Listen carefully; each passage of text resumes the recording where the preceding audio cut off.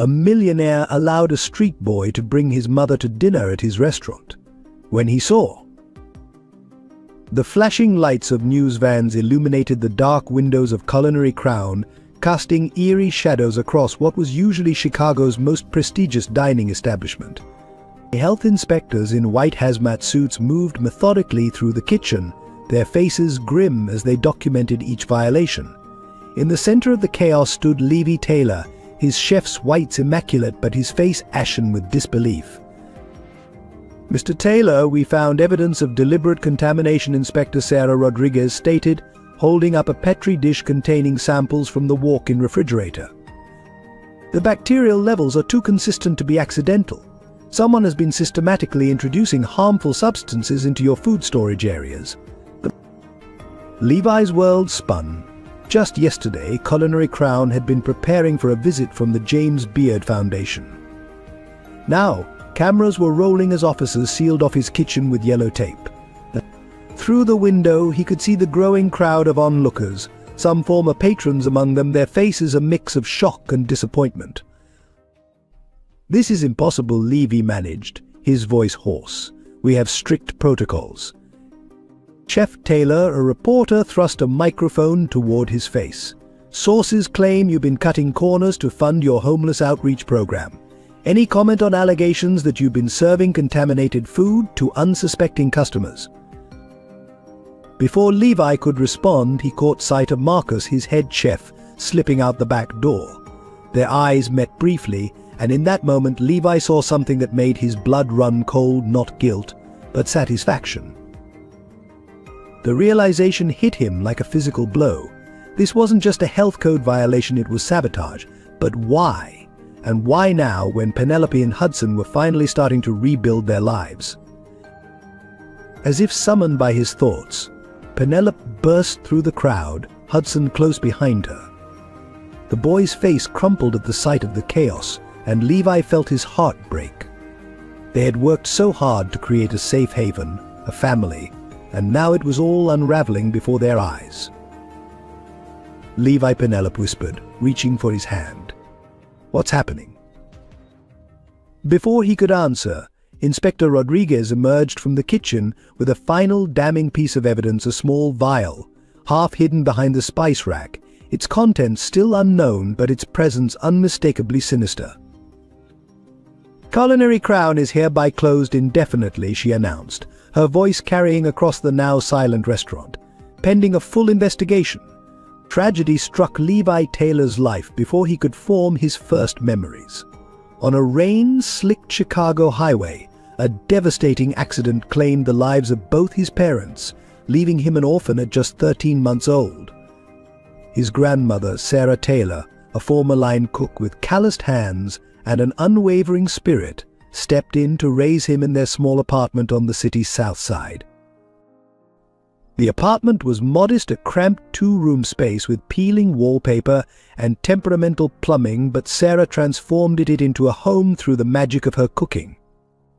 Even in their direst financial moments, when the electricity bills loomed and grocery money ran thin, she managed to create meals that filled both their bellies and their hearts.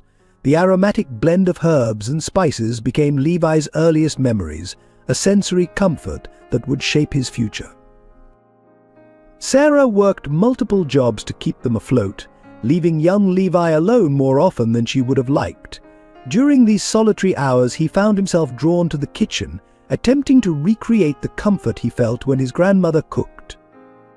His first culinary experiment at age 7, a disastrous attempt at pancakes that left a permanent scorch mark on their second-hand stove, earned him not a scolding, but a patient lesson in proper heat control and timing.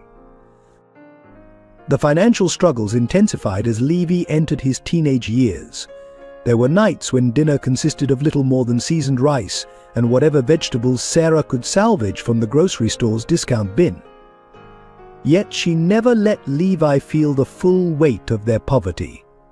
Instead, she turned their circumstances into teaching moments, showing him how to coax flavor from the humblest ingredients. "It's not about what you have," she would say, demonstrating how to transform stale bread into a bread pudding that tasted like heaven. It's about understanding your ingredients and treating them with respect. School was another battlefield altogether. Levy's worn clothes and inability to participate in paid activities marked him as an outsider. The other kids mocked his free lunch status and the fact that he couldn't afford the latest trends. But in the school's home economics class, Levy found his sanctuary. While other students treated cooking assignments as a chore, he approached them with the same reverence he'd learned from Sarah. At 15, tragedy struck again. Sarah suffered a severe stroke, leaving her partially paralyzed and unable to work. The medical bills threatened to drown them, and for the first time, Levi saw real fear in his grandmother's eyes. Determined to help, he lied about his age to secure a dishwashing job at a local diner. The work was grueling, long hours of steam, suds, and heavy lifting, but being in a professional kitchen, even at its lowest rung, felt right. The diner's cook, an old-school veteran named Mike, noticed Levy's intense interest in the culinary arts. During slow periods, he began teaching the boy basic knife skills and cooking techniques. Levi absorbed every lesson like a sponge, staying late after shifts to practice and learn more. His natural talent, combined with the foundational skills Sarah had taught him, quickly became apparent. When Sarah discovered his secret job, instead of anger, she showed pride. "You have the hands of a chef," she told him, examining his growing collection of minor burns and cuts. "But promise me you'll finish school. Education is the one thing nobody can take from you." Levi kept his promise, juggling schoolwork with his kitchen duties, often studying by candlelight when they couldn't pay the electric bill. The turning point came during his senior year when Mike helped him secure a scholarship to a local culinary program. For the first time, Levi saw a clear path forward. The scholarship wouldn't cover all his expenses, but he was used to making something from nothing. He continued working while attending classes, sending every spare dollar home to Sarah for her medical care. His grandmother's condition gradually improved, though she never fully recovered her mobility. On the day Levi graduated from culinary school, she managed to attend the ceremony, wheeling herself to the front row to watch him receive his diploma. "Your parents would be so proud," she whispered as she hugged him afterward, her eyes glistening with tears. "You've taken all the hardship life threw at you and turned it into something beautiful." Those early years of struggle and perseverance shaped not just Levy's culinary skills, but his entire approach to life. He learned that true wealth wasn't measured in dollars, but in the ability to create something meaningful from whatever resources were available. The lessons of his childhood resilience, creativity, and the transformative power of food would become the foundation upon which he would build his future empire. Penelope Clark's story was one of meteoric rise and devastating fall. At 35, she had achieved everything she'd dreamed of: executive chef position at the Copper Pot, Chicago's most innovative restaurant, multiple James Beard nominations, and a reputation for mentoring young culinary talent. Her kitchen was a sanctuary of creativity and excellence, where she transformed raw recruits into culinary artists. But one chance meeting would unravel everything she'd spent decades building. James Mitchell swept into her life like a summer storm, charming and unpredictable. A real estate developer with dreams of revolutionizing the restaurant industry, he dazzled Penelope with his vision of a nationwide chain of high-end establishments that would combine her culinary expertise with his business acumen. His confidence was infectious, his ambition matching her own drive for excellence. When he proposed after 6 months of whirlwind romance, Penelope said yes, believing she'd found someone who truly understood both her heart and her ambitions. The first warning signs appeared during the wedding planning. James insisted on an extravagant ceremony, brushing aside her concerns about the cost. "We'll make it back tenfold once our restaurants take off," he assured her, signing contracts with expensive vendors without consulting her. Penelope ignored her instincts, attributing his behavior to pre-wedding excitement. Their first year of marriage brought both joy and strain. Penelope became pregnant with Hudson, and James's initial excitement about fatherhood seemed to validate her faith in him. But behind the scenes, his business dealings grew increasingly erratic. The location he'd chosen for their flagship restaurant fell through, but instead of regrouping, he borrowed heavily from questionable sources to secure an even more expensive property. Hudson's birth should have been their happiest moment, but James was distracted, frantically trying to keep their financial house of cards from collapsing. When their primary investors pulled out, citing concerns about James's management style, he turned to alcohol to cope with the stress. Penelope watched helplessly as the charming, ambitious man she'd married transformed into someone she barely recognized. The breaking point came during a construction site inspection. James, desperate to cut corners and save money, ignored basic safety protocols. The resulting accident left him with a severely damaged spine and a prescription pain medication dependency that would evolve into a full-blown addiction. Medical bills mounted, creditors called constantly, and James's behavior became increasingly erratic and sometimes violent.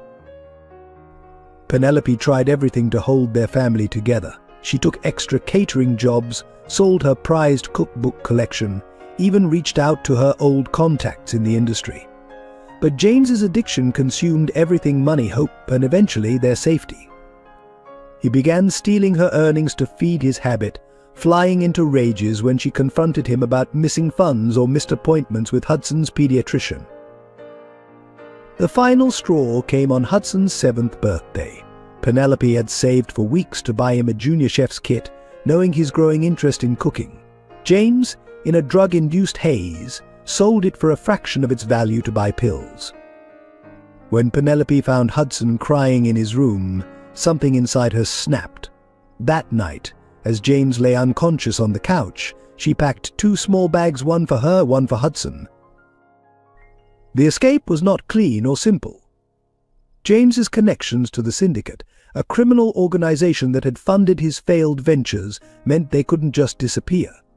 Penelope and Hudson moved frequently, staying in cheap motels and shelters, always looking over their shoulders. She took whatever work she could find: washing dishes, waiting tables, cooking at greasy spoons, jobs that would have been beneath her in her previous life but now meant survival. The hardest part wasn't the poverty or the constant moving, it was watching Hudson try to process their situation. He developed a habit of hoarding food in his pockets, started flinching at loud noises, and would wake up crying from nightmares about his father finding them. Penelope's heart broke every time she had to enroll him in a new school, watching him try to explain to new friends why he couldn't invite them over, or why he wore the same clothes several days in a row. Eventually, they made their way back to Chicago, the only place Penelope had ever felt truly at home. But the city had changed, or perhaps she had. The vibrant culinary scene that had once been her kingdom now seemed like a distant dream. Her hands, once praised for their artistic plating and knife skills, grew rough from harsh cleaning chemicals and repetitive prep work. Her confidence, once unshakable, eroded with each job application rejected, each former colleague who pretended not to recognize her. Yet through it all, Hudson remained her anchor. His resilience, his ability to find joy in small moments, kept her going. When he would sit at their tiny apartment's kitchen counter, watching her transform their meager groceries into something edible, his eyes shining with the same passion for cooking she'd once had, Penelope found the strength to keep fighting. She might have lost her empire, but she hadn't lost everything. She still had her son, and as long as that was true, there was hope for redemption. At 12 years old, Hudson Mitchell carried burdens far beyond his years. Behind his quiet demeanor and watchful eyes lay a complex web of trauma, secrets, and an unwavering determination to protect what remained of his family. His earliest memories were tainted by the sound of arguments, the sight of his father's transformation from a successful businessman to a hollow-eyed stranger, and the constant fear that seemed to permeate their home. Hudson learned to read his father's moods like a survival manual. The way James walked through the door, the rhythm of his breathing, the subtle shake in his hands, each detail could predict whether the evening would bring violence or eerie calm. He became an expert at making himself invisible, disappearing into his room when the storms of his father's addiction raged through their house. During these moments, he would often press his hands against his ears and recite cooking measurements he'd learned from Penelope, finding comfort in their precise, orderly nature. School became both a refuge and a battlefield. In class, Hudson excelled, throwing himself into his studies with an intensity that concerned his teachers. It was easier to focus on mathematics and science than to think about the chaos at home. But lunch periods and recess exposed the social gulf between him and his peers. His worn clothes, his inability to participate in after-school activities, and his reluctance to invite friends over marked him as different. The bullying started subtly whispered comments about his shabby backpack, invitations to birthday parties that mysteriously got lost, partners who refused to work with him on group projects. Hudson endured it silently, developing a thick skin that no child should need. When things got particularly bad, he would retreat to the school library, losing himself in cookbooks and dreaming of a future where he could create beautiful things like his mother did. What nobody knew, not even Penelope, was that Hudson had discovered the truth about his birth mother during one of his father's drug-fueled rants.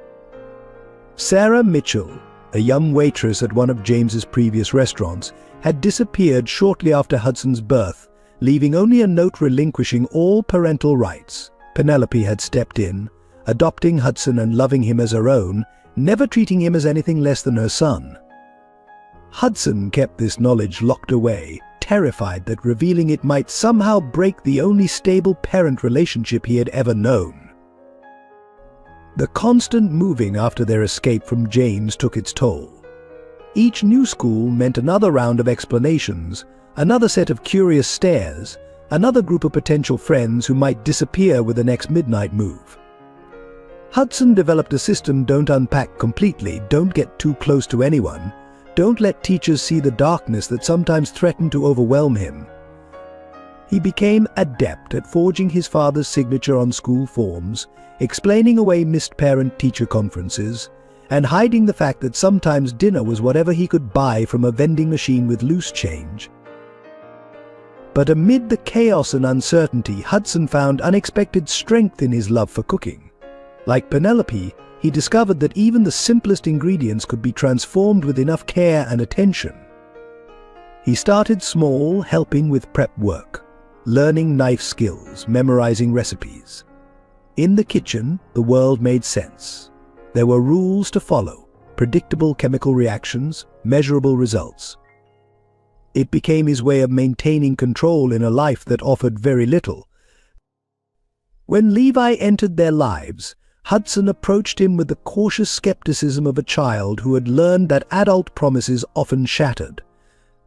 But there was something different about Levi. Perhaps it was the way he treated cooking with the same reverence Hudson felt, or how he never pushed for more trust than Hudson was ready to give. Their connection grew organically, built on shared passion and understanding rather than obligation. Levi seemed to instinctively understand Hudson's need for stability and routine. He created a special spot for Hudson in Culinary Crown's kitchen, a small workstation where the boy could practice his skills under the watchful eyes of professional chefs. More importantly, he offered Hudson something he desperately craved: a male role model who demonstrated that strength could exist without violence, that success didn't have to come at the cost of others' happiness. Yet beneath Hudson's growing confidence and adaptation to their new life lurked constant fear. Fear that James would find them, that the syndicate's threats would materialize, that this newfound stability was as temporary as all the others. He began having nightmares about losing Penelope and Levi, waking up in cold sweats, his heart racing with the terror of being alone again.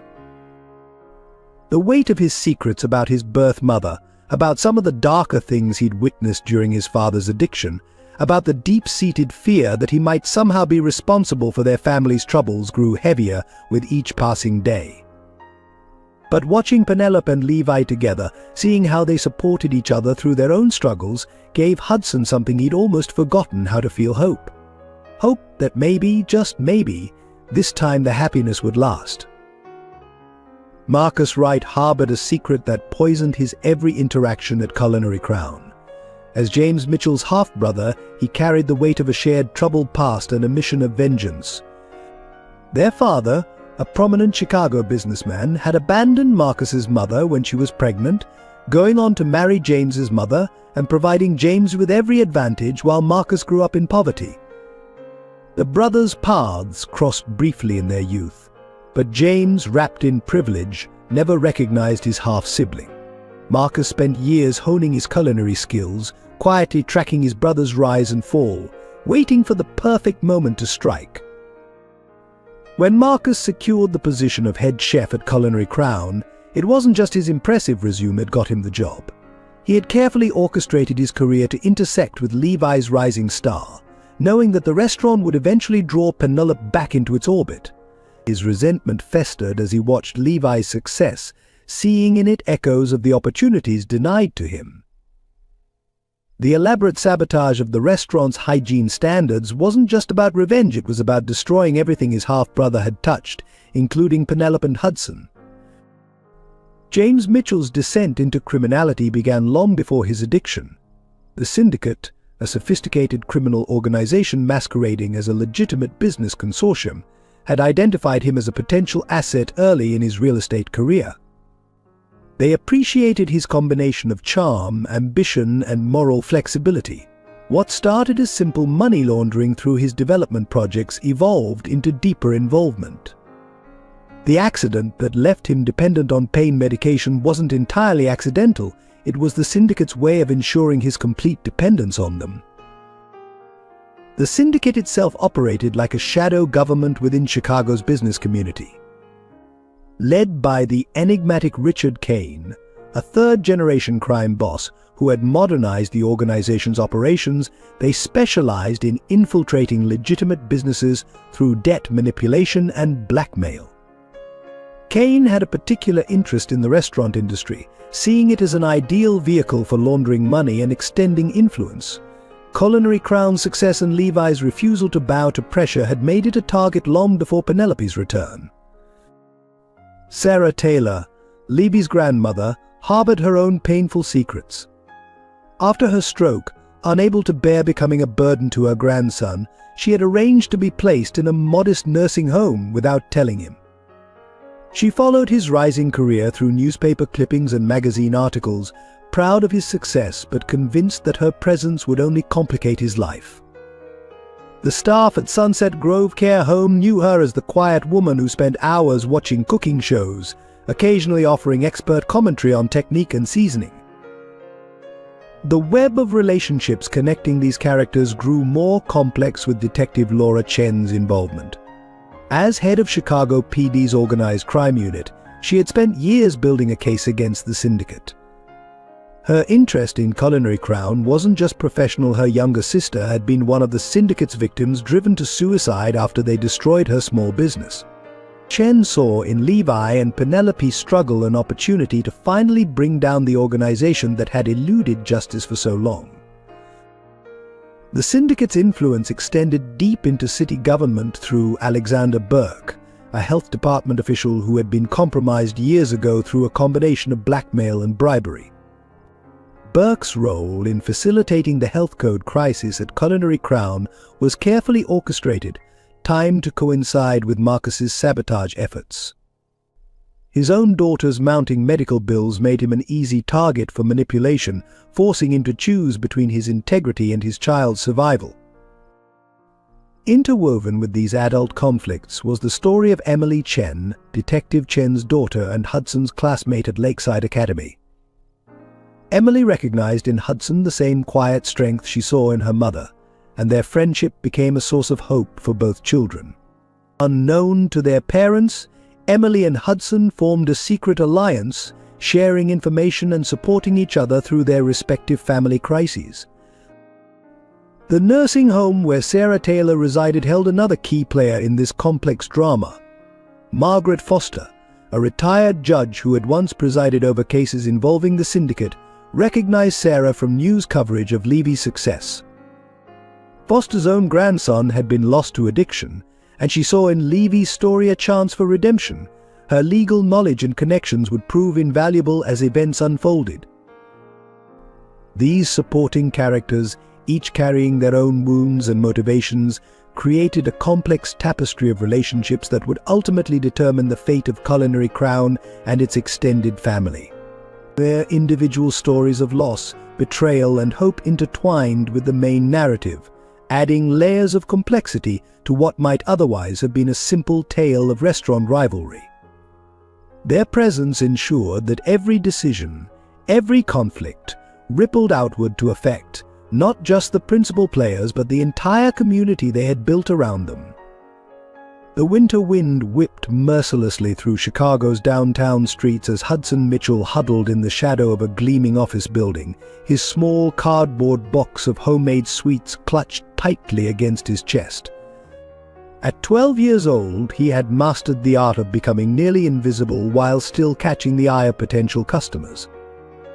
His mother's recipes, carefully executed in their tiny apartment kitchen during the pre-dawn hours, had produced a modest selection of chocolate chip cookies and caramel squares that he hoped would bring in enough money to help with this month's rent. The location he'd chosen wasn't random. Culinary Crown stood across the street, its elegant facade and warm lighting a stark contrast to his current position. Hudson had spent days observing the restaurant's clientele, noting their expensive clothes and casual way of handling money. These were people who might spare a few dollars for a child selling homemade treats, especially if they were already in a good mood from a fine dining experience. His first few attempts at sales that morning had been disappointing. Despite practicing his pitch in the mirror, "Would you like to buy some homemade sweets? They're really good," I promise, most people hurried past without a second glance. Some gave him pitying looks, others seemed annoyed by his presence, and one woman had even suggested he should be in school instead of begging on the streets. What they couldn't know was that Hudson had already attended his morning classes, rushing through lunch period to make it downtown for the restaurant's lunch rush. His teachers had noticed his increasing absences during afternoon sessions, but he'd become adept at forging excuse notes in his mother's handwriting. The guilt of deception weighed heavily on him, but the sight of Penelope's exhausted face as she counted their dwindling savings steeled his resolve. The treats themselves were a testament to both necessity and ingenuity. Penelope taught him how to maximize their limited ingredients, using brown sugar instead of white to add depth to the cookies, carefully controlling the temperature of their temperamental oven to achieve the perfect chewy texture. Each item was wrapped individually in wax paper saved from their own groceries, presented as professionally as their circumstances allowed. As the afternoon wore on, Hudson's hopes began to fade with the winter sunlight. His fingers had grown numb despite the thin gloves he wore, and his box was still more than half full. He thought about the electricity bill waiting at home, its red final notice stamp a constant source of anxiety. Just as he was considering calling it a day, a tall figure in an immaculate chef's coat emerged from Culinary Crown.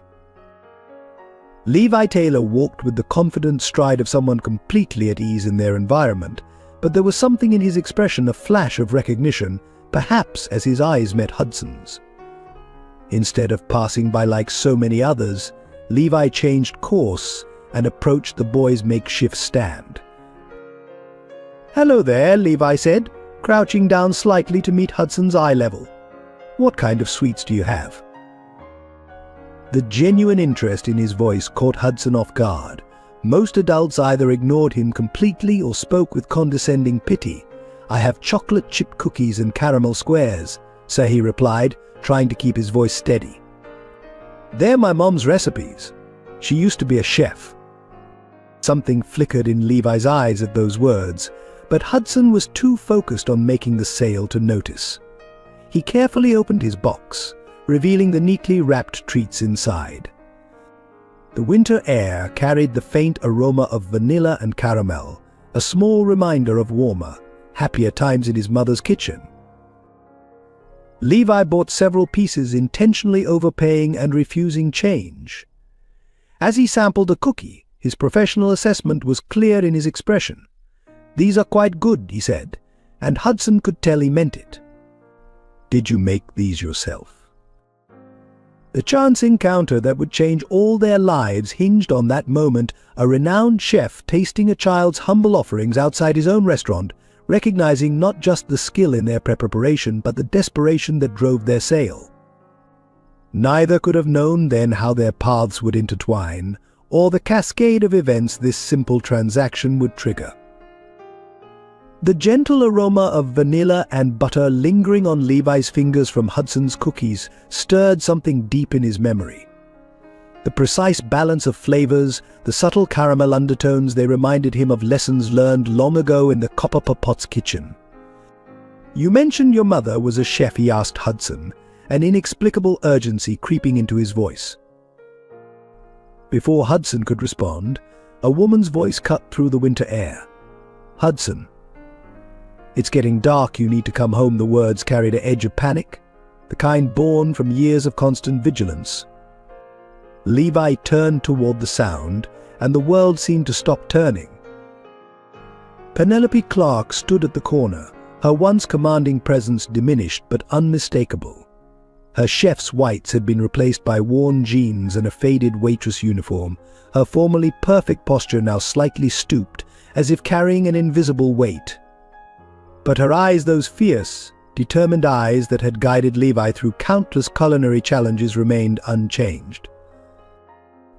"Penelope," Levi whispered, his voice catching in his throat.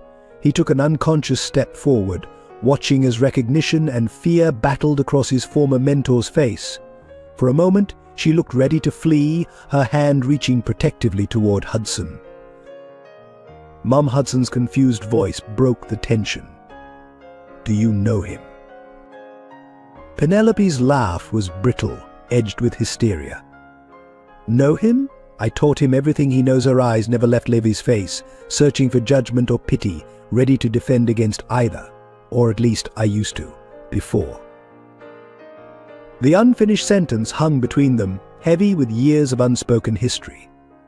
Levi's mind raced through calculations. How long had it been? 7 years since she'd disappeared from the Copper Pot, leaving only a hastily scrawled resignation letter. 7 years of unanswered calls and returned letters. 7 years of wondering what had happened to the woman who had shaped his culinary destiny. "You look," Levi started, then stopped, realizing there was no diplomatic way to finish that sentence. Penelope's appearance spoke volumes about whatever hardships had befallen her. The dark circles under her eyes, the premature grey streaking her hair, the way her clothes hung loose on her frame, each detail told its own story of struggle. Like hell, Penelope finished for him, a ghost of her old wry humor surfacing. "Life hasn't exactly been a 5-star experience lately." She pulled Hudson closer, her protective instinct evident in every movement. "We should go." It was good to see you, Levi." Wait, Levi's voice carried more authority than he intended, earning curious glances from passers-by. He lowered his tone, trying to contain the surge of emotions threatening to overwhelm him. "Please, let me help. Whatever's going on, whatever brought you here, let me help." Penelope's face hardened. "We don't need charity, especially not from..." "From what? Your most successful student?" "The boy you took a chance on when nobody else would." Levi stepped closer, his voice gentle but firm. "You gave me everything, Penelope. A career, a future, a chance to be more than just another kid from the wrong side of town. Let me return the favor." Hudson looked between them, his young face showing wisdom beyond his years. "Mom," he said softly, "maybe we should listen. It's getting colder, and the heat in our apartment." Penelope flinched at her son's words, and Levi saw the moment her resistance began to crack. The proud chef who had once commanded Chicago's most prestigious kitchen was gone, replaced by a mother desperate to protect her child from another cold night. "Just dinner," Levi offered, gesturing toward Culinary Crown. "A warm meal, a chance to talk. No strings attached." He met Penelope's gaze steadily, letting her see the sincerity in his eyes. "You taught me that food is more than sustenance, it's a bridge between people, a way to heal what's broken." Let me build that bridge." The winter wind whipped around them, carrying the promise of snow. Penelope looked at Hudson's hopeful face, then back at Levi.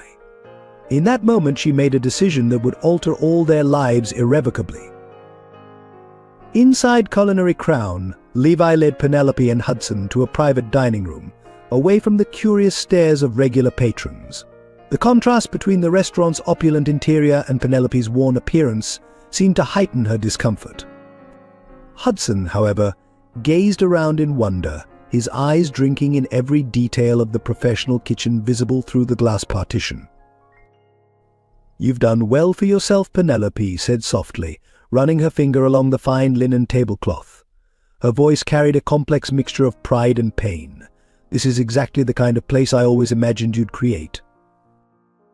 Levi watched as she unconsciously straightened her posture, muscle memory from her days as an executive chef briefly overriding years of hardship. "None of this would exist without you," he replied, signaling to the staff to begin serving. "Everything I am, everything I built, it started in your kitchen." The first course arrived, a delicate butternut squash soup that had been one of Penelope's signature dishes at the copper pot. Her eyes widened in recognition, and for a moment she was transported back to happier times. Hudson, sensing the emotional weight of the moment, remained unusually quiet as he savored each spoonful. "Let me help you get back on your feet," Levi said, choosing his words carefully. "I have connections throughout the city's restaurant scene. One word from me, and you could have your pick of executive chef positions. Your talent hasn't disappeared, Penelope. It's just been dormant." Penelope's spoon clattered against the bowl. "It's not that simple, Levi. There are complications. Things you don't understand." Her eyes darted toward the door, a habit born from years of looking over her shoulder. "Then help me understand," Levi pressed gently. "Start with the basics. Where are you living? What kind of work are you doing now?" Hudson answered before his mother could stop him. "We have a small apartment, but the heating doesn't work right. Mom works double shifts at Joe's Diner, and sometimes she cleans offices at night." His voice carried no self-pity, just a matter-of-fact acceptance that made the situation even more heartbreaking. Hudson, Penelope warned, but Levi was already shaking his head. "That's not acceptable," he stated firmly. "I have a furnished apartment above the restaurant that's sitting empty. It's yours if you want it. And as for work," he gestured around them. "Culinary Crown could use someone with your expertise. We're expanding our menu, developing new concepts. I need someone I trust to help lead those initiatives." "Levi," Penelope started, but he held up his hand. "Before you say no, think about Hudson. Think about what this could mean for his future." Levi turned to the boy. "I understand you're interested in cooking too." Hudson nodded enthusiastically. "Mom's been teaching me when she can. I want to be a chef like her, like both of you." "Then it's settled," Levi declared. "You'll have access to our kitchen for training, and I'll arrange for you to attend Lakeside Academy. They have an excellent culinary arts program for younger students." Tears welled in Penelope's eyes. "You don't know what you're offering. There are people, dangerous people, who might." "Who might what?" Levi's voice was steel wrapped in silk. "Try to hurt you? Try to take what's yours? Let them try. I protect my own, Penelope. You taught me that." The rest of the meal passed in a blur of emotions and memories. With each course, Levi could see Penelope's professional instincts awakening, her comments on presentation and flavor combinations becoming more detailed, more confident. Hudson watched their interaction with growing hope, his young face lighting up at the possibility of a stable future. As they prepared to leave, Levi handed Penelope a key. "The apartment is ready whenever you are. No pressure, no strings attached. Just think about it." He crouched down to Hudson's level. "And you, young man, keep working on those cookies. They show real promise." Standing in the doorway of Culinary Crown, watching Penelope and Hudson disappear into the Chicago night, Levi felt both elation and unease. He had found his mentor, offered her a lifeline, but her cryptic warnings suggested that this reunion might come with unexpected consequences. The envelope arrived at Culinary Crown 3 days after Penelope and Hudson moved into the apartment above the restaurant. Plain white, no return address, just Levi Taylor written in precise block letters. Marcus brought it to Levi's office, his face carefully neutral as he placed it on the desk. Levi's fingers hesitated over the unmarked envelope. Years of success had taught him to trust his instincts, and something about this felt wrong. Inside, he found a single photograph Hudson walking to his first day at Lakeside Academy, his new backpack bright against the morning sun. On the back, written in the same precise handwriting, you don't know what you're getting involved in. Some debts can't be paid with money. His first instinct was to protect Penelope and Hudson, but before he could react, Marcus spoke from the doorway. "There's someone here to see you. Says he represents a business consortium." The way Marcus emphasized the last words carried a clear warning. The man who entered wore an expensive suit that somehow managed to suggest both refinement and menace. "Mr. Taylor," he said, extending a manicured hand. "Richard Kane. I believe we have a mutual friend in Penelope Clark, or should I say Penelope Mitchell." Levi didn't take the offered hand. "I don't discuss my employees with strangers, Mr. Kane." Kane's smile never reached his eyes. Admirable loyalty. "But you see, Mrs. Mitchell's husband James has certain outstanding obligations to my organization. By harboring her and the boy, you've inadvertently involved yourself in a rather complicated situation." "Any obligations James Mitchell has are his problem," Levi replied, his voice steady despite the anger building inside him. "Penelope and Hudson are under my protection now." "Protection?" Kane laughed softly. "Mr. Taylor, you're a chef. A successful one, certainly, but still just a chef. You have no idea what you're up against. The syndicate doesn't take kindly to interference in its affairs." "Is that a threat?" "Consider it friendly advice. Your restaurant is doing well.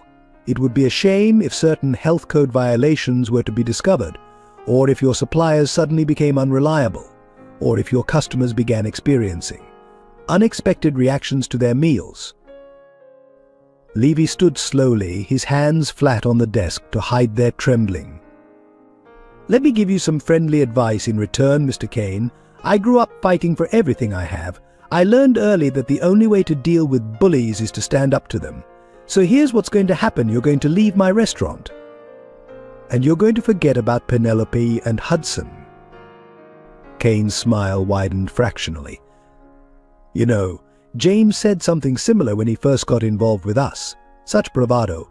I wonder if you'll show the same spirit when your precious restaurant burns to the ground, or when that bright young boy has an unfortunate accident on his way to his fancy new school." The threat against Hudson broke something in Levi. In 2 strides, he was around the desk, his face inches from Kane's. "If anything happens to them, anything at all, there won't be a place on earth where you can hide from me. That's not bravado, Mr. Kane. That's a promise." For a moment, tension crackled between them. Then Kane stepped back, straightening his tie with deliberate care. "You've made your choice, Mr. Taylor. I hope you're prepared for the consequences." He turned to leave, then paused at the door.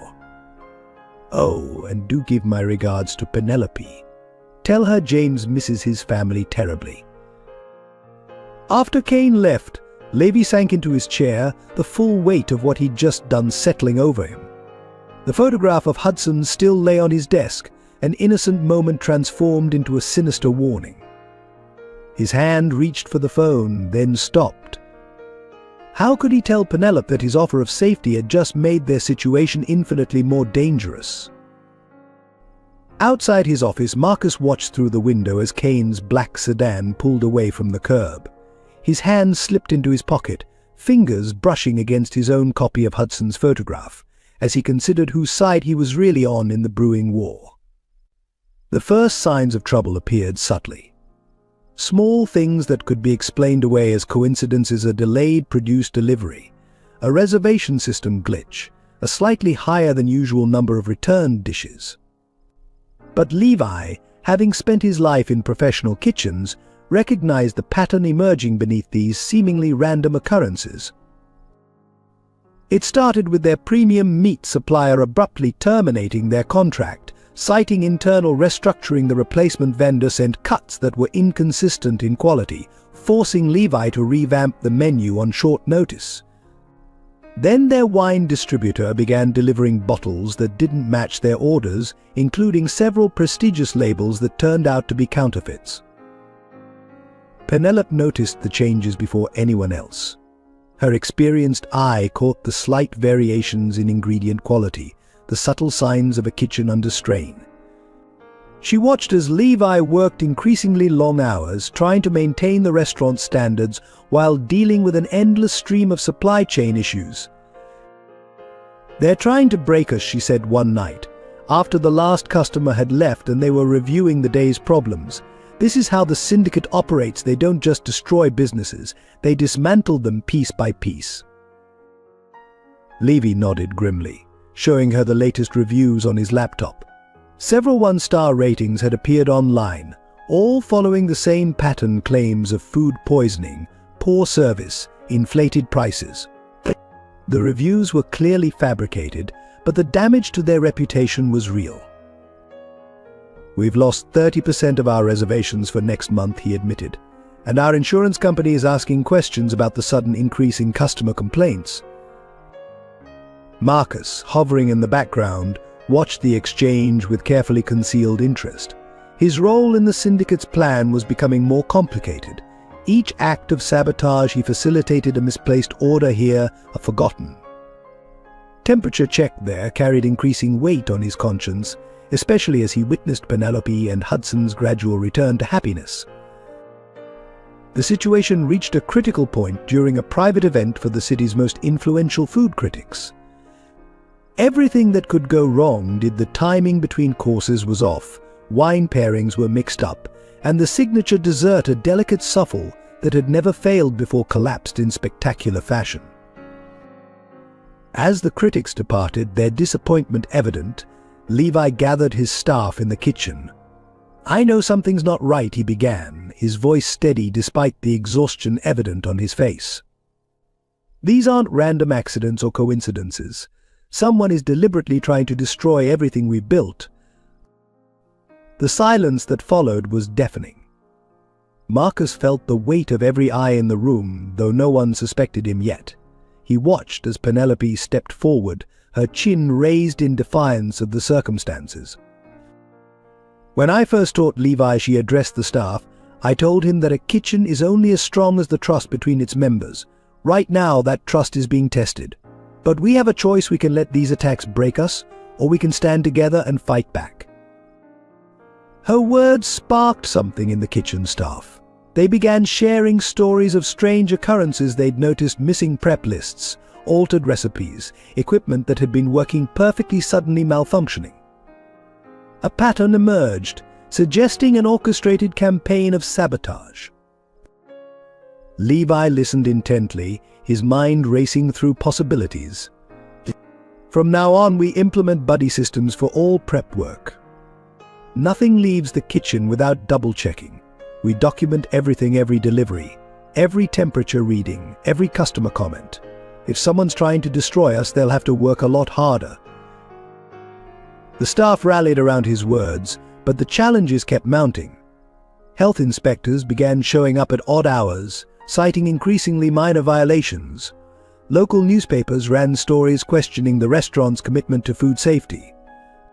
Even their loyal customers started to waver, swayed by the growing cloud of suspicion. One morning, Levi arrived to find the restaurant's windows covered in graffiti: "food poisoners," sprayed in angry red letters. As he worked to clean it off before Hudson could see it on his way to school, he noticed Marcus watching from across the street, phone in hand. "Need help with that?" Chef Marcus called out, walking over with an expression of practiced concern. Levi paused, studying his head chef's face. Something about Marcus's reaction seemed off, too calculated, too perfect. But before he could pursue that thought, another crisis demanded his attention. Their entire reservation system had crashed, wiping out months of bookings. That evening, as Levi, Penelope, and the senior staff gathered to assess the damage, the true scope of their situation became clear. The restaurant was bleeding money, staff morale was at an all-time low, and their once sterling reputation was in tatters. Maybe Marcus suggested carefully it's time to consider selling, before things get worse. The look Levi and Penelope exchanged spoke volumes. They both knew this was more than just a business under attack. It was an assault on their family, their dreams, their very survival. No, Levi declared, his voice carrying the same determination that had lifted him from poverty to success. We're not giving up. Whatever it takes, whoever's behind this will fight. Culinary Crown isn't just a restaurant, it's a home, a family. And you don't abandon family when things get tough. As the meeting dispersed, Marcus slipped away to make a phone call. In the shadows of the alley behind the restaurant, he reported the day's events to his contact at the syndicate, all while wrestling with the growing realization that he was helping destroy something truly special. The halls of Lakeside Academy had always felt like a different world to Hudson, but never more so than on the morning the video went viral. He first noticed something was wrong when he walked into homeroom and conversations suddenly hushed, replaced by poorly concealed snickers and pointed looks. Emily Chen, his only real friend at the school, rushed to his desk, her face tight with concern. "Hudson, have you seen it?" she whispered, pulling out her phone. "Someone posted a video last night. It's bad." The footage was shaky but clear enough. Hudson selling his homemade sweets outside Culinary Crown, captured weeks ago before Levi had found them. But it wasn't just the video, it was the caption. Charity case alert, meet Lakeside's newest scholarship student, from street beggar to private school. Guest standards aren't what they used to be. The comments beneath were worse. Students he'd thought were becoming friends had posted laughing emojis and cruel remarks. Some had added their own videos and photos. Hudson wearing the same shirt 3 days in a row, eating alone in the cafeteria, walking to school because he couldn't afford the bus fare. By lunch period, the story had evolved. Whispers circulated that his mother was a drug addict, that his father was in prison, that they were living in Culinary Crown's storage room. Each new rumor seemed designed to cut deeper than the last. Tyler Matthews, son of the school board president, led the charge. "Hey, street vendor," he called across the cafeteria. "Got any stale cookies to sell today? Or are you too busy being Levi Taylor's charity project?" Hudson tried to maintain his dignity, just as Penelope had taught him. "At least I know how to work for what I want," he replied, his voice steady despite the trembling in his hands. "When was the last time you earned anything on your own?" The punch came without warning. Tyler, enraged by the challenge to his privileged status, lashed out. Hudson, who had learned to fight on much tougher streets, reacted instinctively. When the teachers finally separated them, both boys were bloody, but it was Hudson who was led to the principal's office.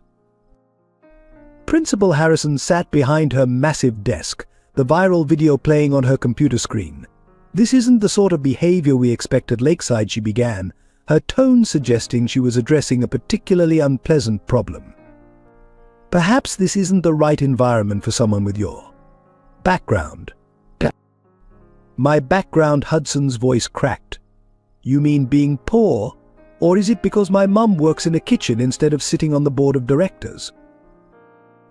"Watch your tone, young man. Your presence here was already controversial. This incident, combined with these videos. The other parents are concerned about the school's reputation."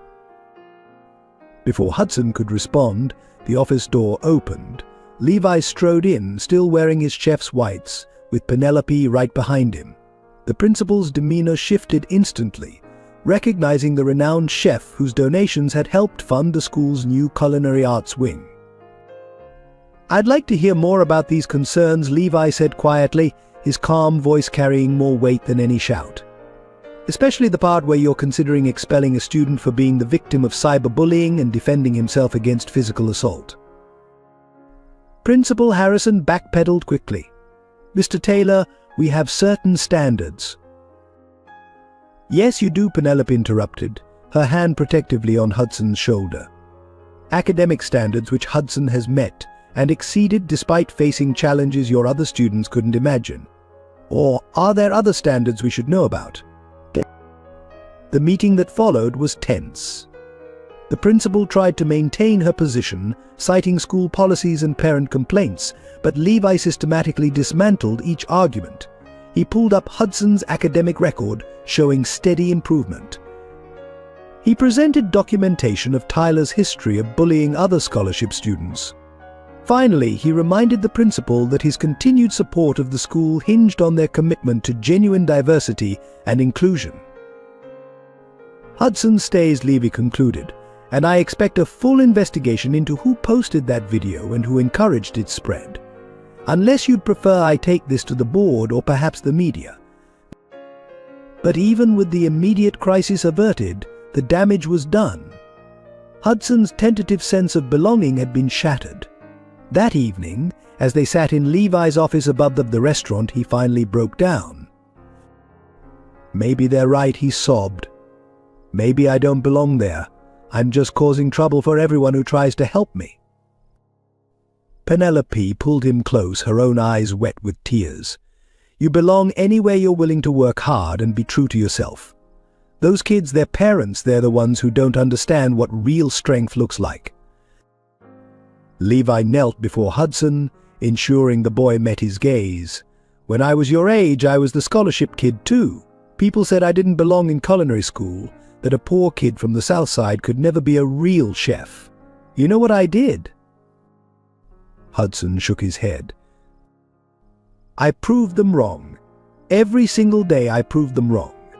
And you're going to do the same thing.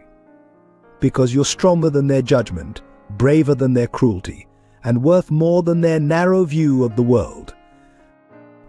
As Hudson's tears subsided, a new determination settled over his young features. The scandal had tried to break him, but instead it had revealed the true strength of his newfound family and his own resilience. The truth emerged on a quiet Sunday afternoon when the restaurant was closed for routine maintenance.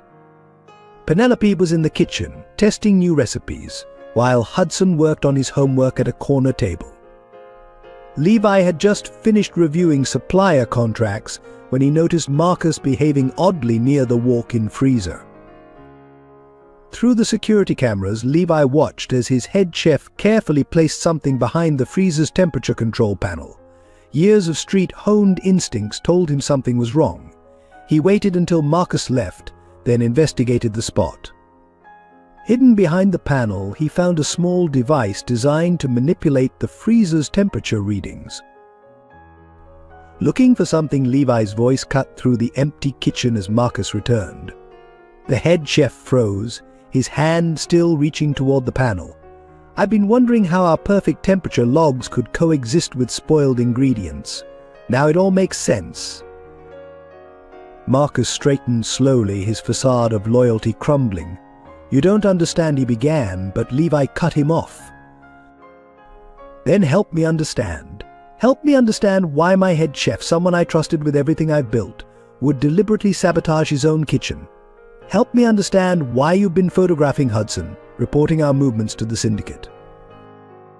Penelope emerged from the test kitchen, her face paling as she recognized Marcus's expression. It was eerily similar to one she'd seen on James's face years ago.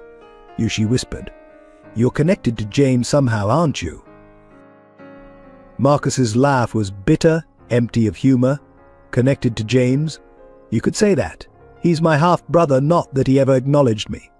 The golden boy never had time for his father's other son, the mistake that was hidden away in the poor part of town. The revelation hung in the air like a thundercloud. Hudson, who had been quietly observing from his corner, suddenly understood why Marcus had always looked at him with such conflicted emotions.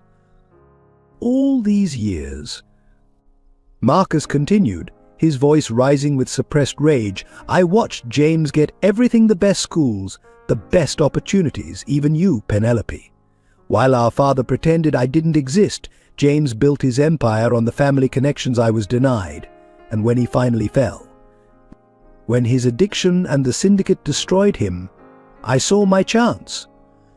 Chance for what Levy demanded, to destroy innocent people, to terrorize a child, to make him feel what I felt Marcus shouted, to watch his family suffer like I suffered, and he turned to Penelope, who was supposed to stay down, stay broken.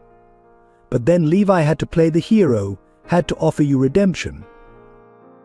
Penelope stepped forward, her chef's knife still in hand from her recipe testing. So you decided to destroy Levi too, because he showed kindness where your brother showed cruelty. The syndicate wanted Culinary Crown anyway, Marcus admitted. I just made it easier for them. Every failed health inspection, every bad review, every suspicious incident, all carefully orchestrated to bring down the mighty Levi Taylor and his perfect little family. We trusted you, Levi said quietly, his voice heavy with disappointment. I gave you opportunities, believed in your talent. Was any of it real, Marcus? Or was it all just part of your revenge? Something flickered in Marcus's eyes, regret, perhaps, or the ghost of loyalty not entirely feigned. The cooking was real, he said softly. In the kitchen, creating dishes, teaching the younger chefs, that was real. But every time I saw Hudson, every time I watched you three playing happy families, all I could think about was everything James and I never had.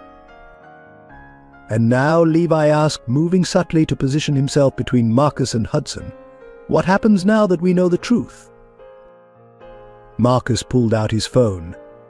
Now I make one call, and the syndicate takes everything you love.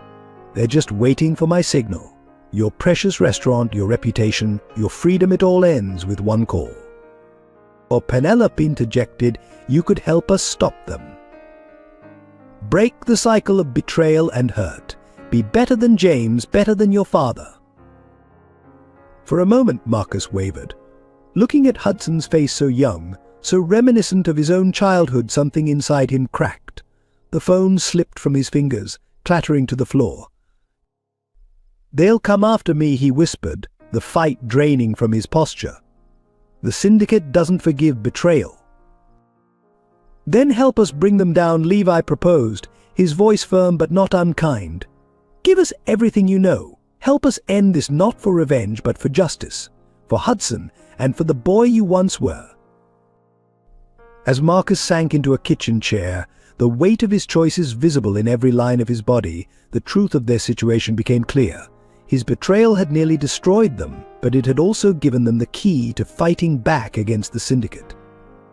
The question now was whether they could trust the man who had tried so hard to ruin them. The evening crowd at Culinary Crown had just begun to thin when James Mitchell walked through the front door. Years of addiction had ravaged his once handsome face, but he still carried himself with the dangerous charm that had first captivated Penelope. He was thinner, his expensive suit hanging loosely on his frame, his eyes holding a desperate kind of hunger that had nothing to do with food. Table for one, he announced to the hostess, his voice carrying across the dining room.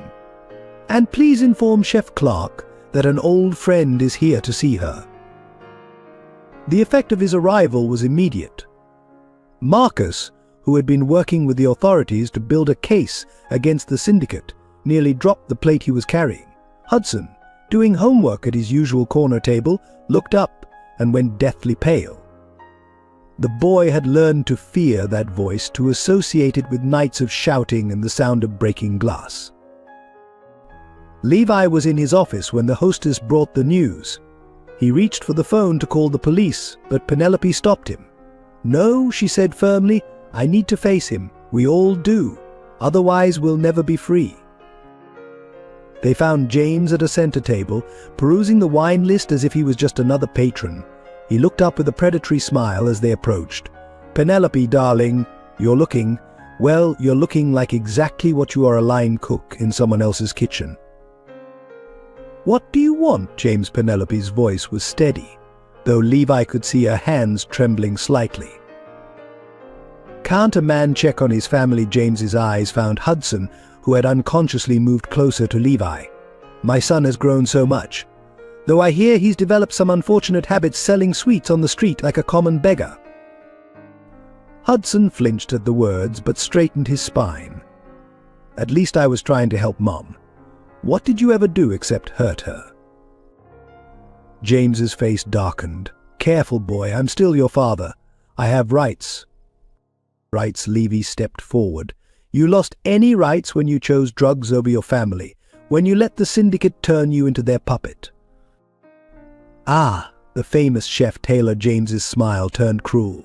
"My brother's been telling me all about you. Playing savior to my cast-offs, are you? Tell me, what's your real interest in my wife and son?" Before Levy could respond, Marcus emerged from the kitchen. The sight of his half-brother seemed to drain the last color from James's face. "Hello, Brother," Marcus said quietly. "I'm not working for you or the syndicate anymore. It's over." James's composure cracked slightly. "Nothing's over until I say it is. Penelope, Hudson, get your things. We're leaving. The syndicate has graciously offered to relocate us, give us a fresh start." No, Penelope's voice rang out clear and strong. "We're not going anywhere with you. Hudson and I have a home here, a real home, not the prison you created." James stood suddenly, his chair scraping loudly against the floor. Several diners turned to stare. "You don't have a choice," he hissed. "The syndicate owns me, which means they own you too, and if you don't come willingly." He reached into his jacket, but before he could pull out whatever weapon he was carrying, Hudson stepped between his parents. "Stop it," the boy shouted, years of fear and anger finally boiling over. "Just stop. You're not my father, you're just the man who hurt my mom and made me afraid to sleep at night. Lever's more of a father to me than you ever were." The restaurant fell silent. James stared at his son as if seeing him for the first time. Something in his expression shifted, a flicker of the man he used to be breaking through the hardened exterior. "Hudson," he whispered, his hand falling away from his jacket. I never meant." "But you did," Penelope cut in. "Every choice you made, every time you chose drugs over us, every deal you made with the syndicate, those were all your decisions.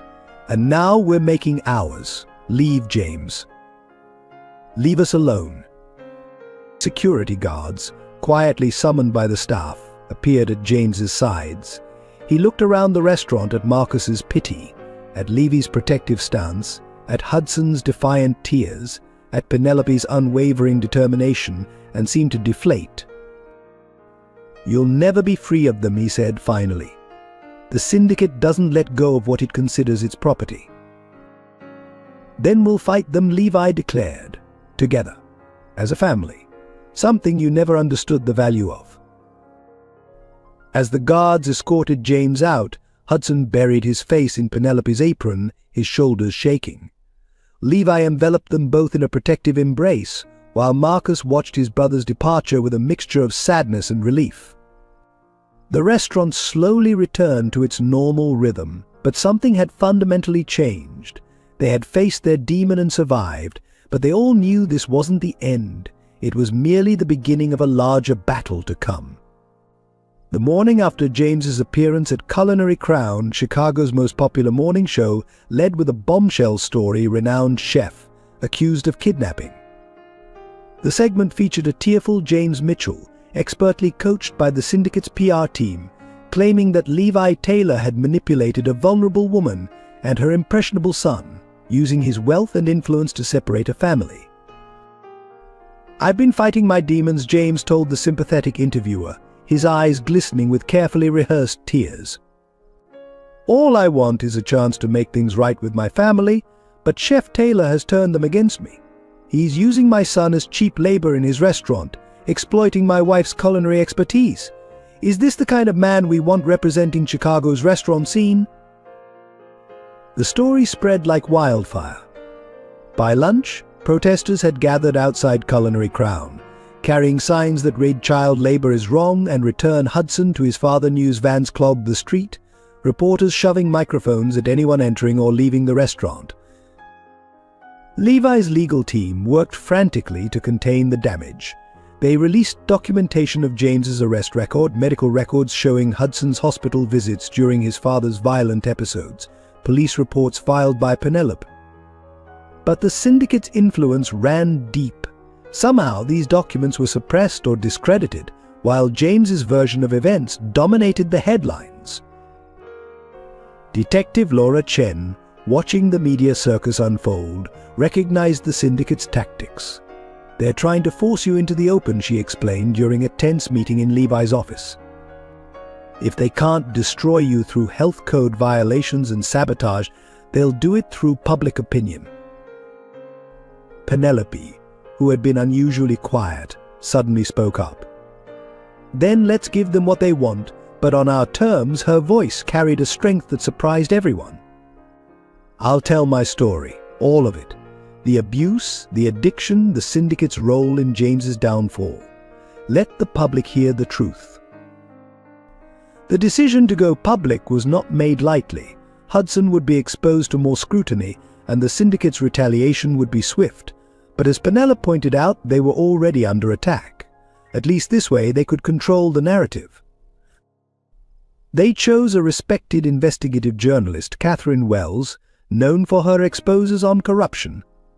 Over 3 days she interviewed everyone: Penelope, Hudson, Levi, Marcus, even former employees from the Copper Pot, who remembered Penelope's sudden disappearance.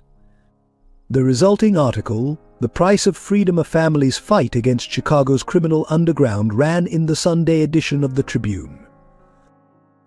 The story was explosive. It detailed the syndicate's method of targeting vulnerable businesses, using addiction and debt to control their victims. James's carefully crafted image of a repentant father crumbled as evidence of his past violence came to light. Most damaging were the financial records Marcus provided, showing the syndicate's complex money laundering operation through various restaurants. The syndicate's response was immediate and brutal. Their lawyers filed defamation suits against the Tribune, Penelope, and Levi. Health inspectors appeared daily, nitpicking every detail of Culinary Crown's operation. Anonymous sources began contacting other newspapers with stories of food poisoning, workplace abuse, and financial misconduct. But something unexpected happened. Other victims of the syndicate began coming forward.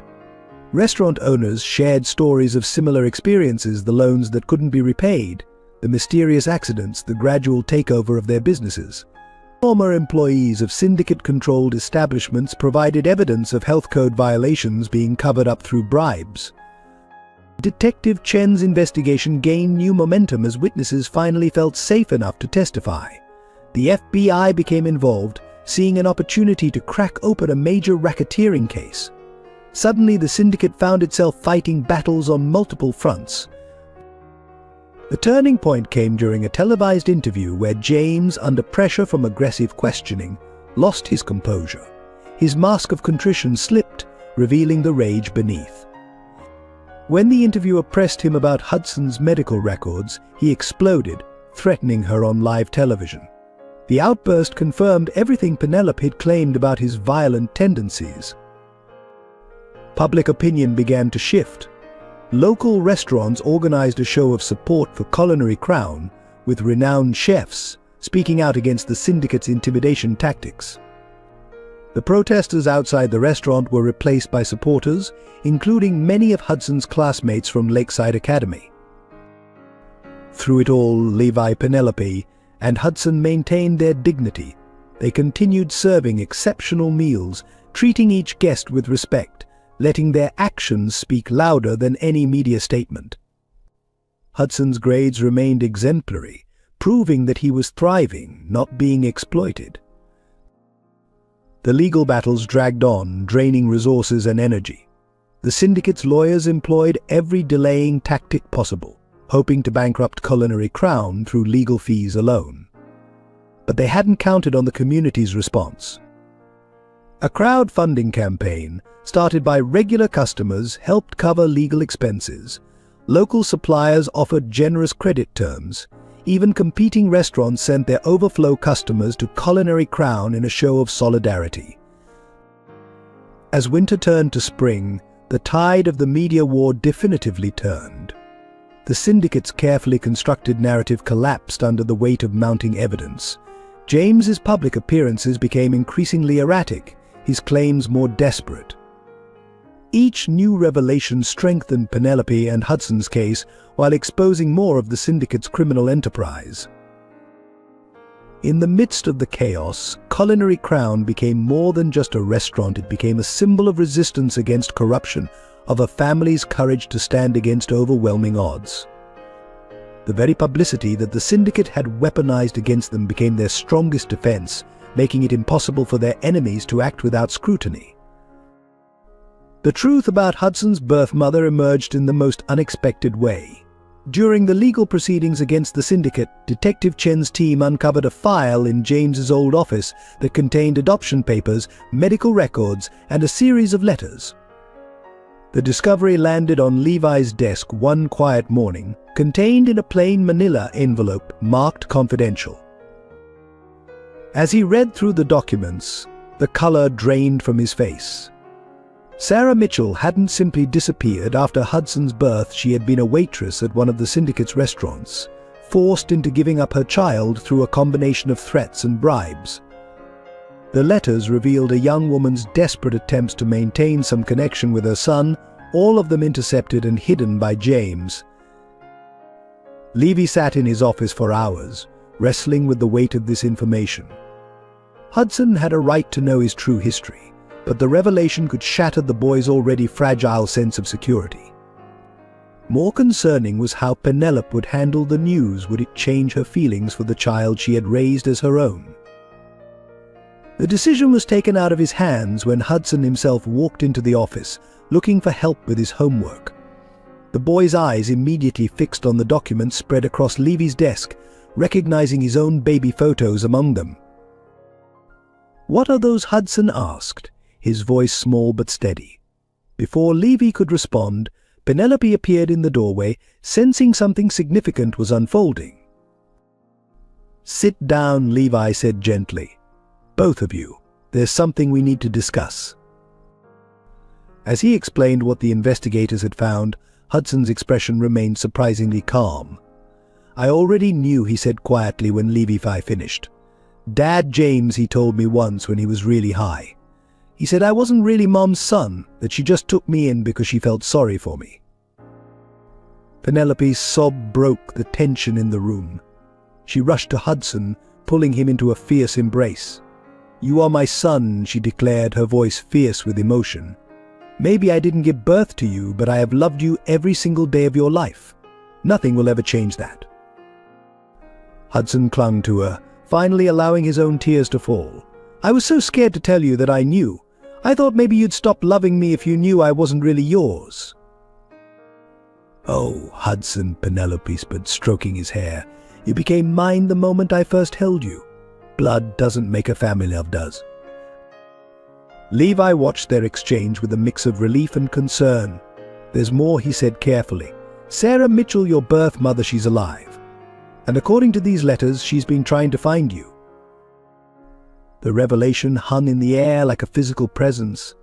Hudson pulled back slightly from Penelope's embrace, his young face a battlefield of conflicting emotions.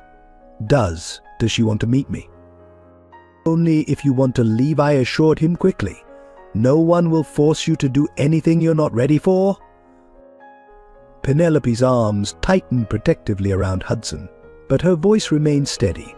"Whatever you decide, we'll support you. And nothing will change between us. I'll always be your mom."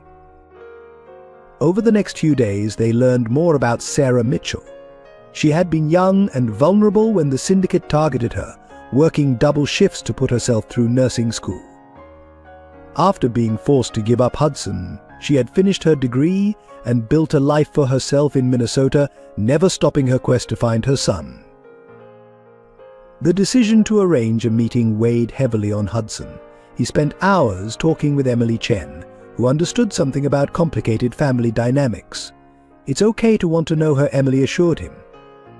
"It doesn't make you disloyal to your mum," to Penelope. When Sarah Mitchell finally walked into Culinary Crown, the resemblance was unmistakable. Hudson had inherited her eyes, her gentle smile, even the way she nervously tucked her hair behind her ear. She stopped just inside the door, drinking in the sight of her son, tears streaming down her face. "You're so tall," she whispered. In my mind, you were still a baby. The meeting could have been awkward, but Penelope's grace made it something beautiful instead. She had prepared a private lunch for them all, creating a safe space for questions, tears, and cautious hope. Sarah shared stories of Hudson's first days, while Penelope filled in the years that followed. Together they began to weave a new narrative, not of loss and replacement, but of a child blessed with two mothers who loved him in different, but equally powerful ways. "I don't want to disrupt your life," Sarah assured them. I needed you to know that you were always wanted, always loved. And that giving you up was the hardest thing I've ever done." Hudson, who had been quiet for much of the meal, finally spoke. Can I call you Sarah? At least for now. Mom is Mom, but maybe we could get to know each other if that's okay." The way both women beamed at him, their joy unmarred by jealousy or resentment, told Hudson everything he needed to know about the strength of real love. As they continued talking, sharing stories and tentatively building connections, Levi watched from the kitchen doorway, marveling at how family could expand and grow in unexpected ways. The first collapse happened during a busy Friday service. Levi had been pushing himself relentlessly, working 18-hour days to keep Culinary Crown running while fighting the syndicate's legal attacks. He was expediting orders when the kitchen suddenly began to spin. Marcus caught him before he hit the ground, his face alarmingly grey beneath his usual healthy complexion. The hospital diagnosis was devastating severe exhaustion complicated by an undiagnosed heart condition. Years of stress, poor sleep, and irregular meals had taken their toll. The doctor's orders were unequivocal immediate rest and a complete step back from the restaurant's daily operations. "You need bypass surgery," Dr. Williams explained, her face serious as she showed them the test results. "The condition is hereditary, exacerbated by stress. Without intervention, you're looking at a major cardiac event within months." Penelope, who had rushed to the hospital still wearing her chef's coat, gripped Levy's hand tightly. "When can you do the surgery?" "That's the complicated part," Dr. Williams replied. "The procedure Mr. Taylor needs is specialized and expensive. Even with insurance, the out-of-pocket costs will be substantial." Levi closed his eyes, the weight of their financial situation crushing down on him. The legal battles with the syndicate had drained their reserves. The restaurant's profits were keeping them afloat, but barely. They were already struggling to pay Hudson's school fees and the mounting legal bills. "We'll find a way," Penelope declared, her voice brooking no argument. "We'll sell something, borrow if we have to." "No," Levy interrupted weakly. "We can't take on more debt. The restaurant needs you alive," she snapped, years of fear about losing those she loved bubbling to the surface. "Hudson needs you. I need you. Don't you dare give up." Hudson, who had been quietly observing from the corner of the hospital room, suddenly spoke up. "What about my college fund? The one Levi started for me when we moved in. We could use that." The suggestion hit Levi like a physical blow. "Absolutely not. That money is for your future." "You're my future," Hudson insisted, moving to stand beside Penelope.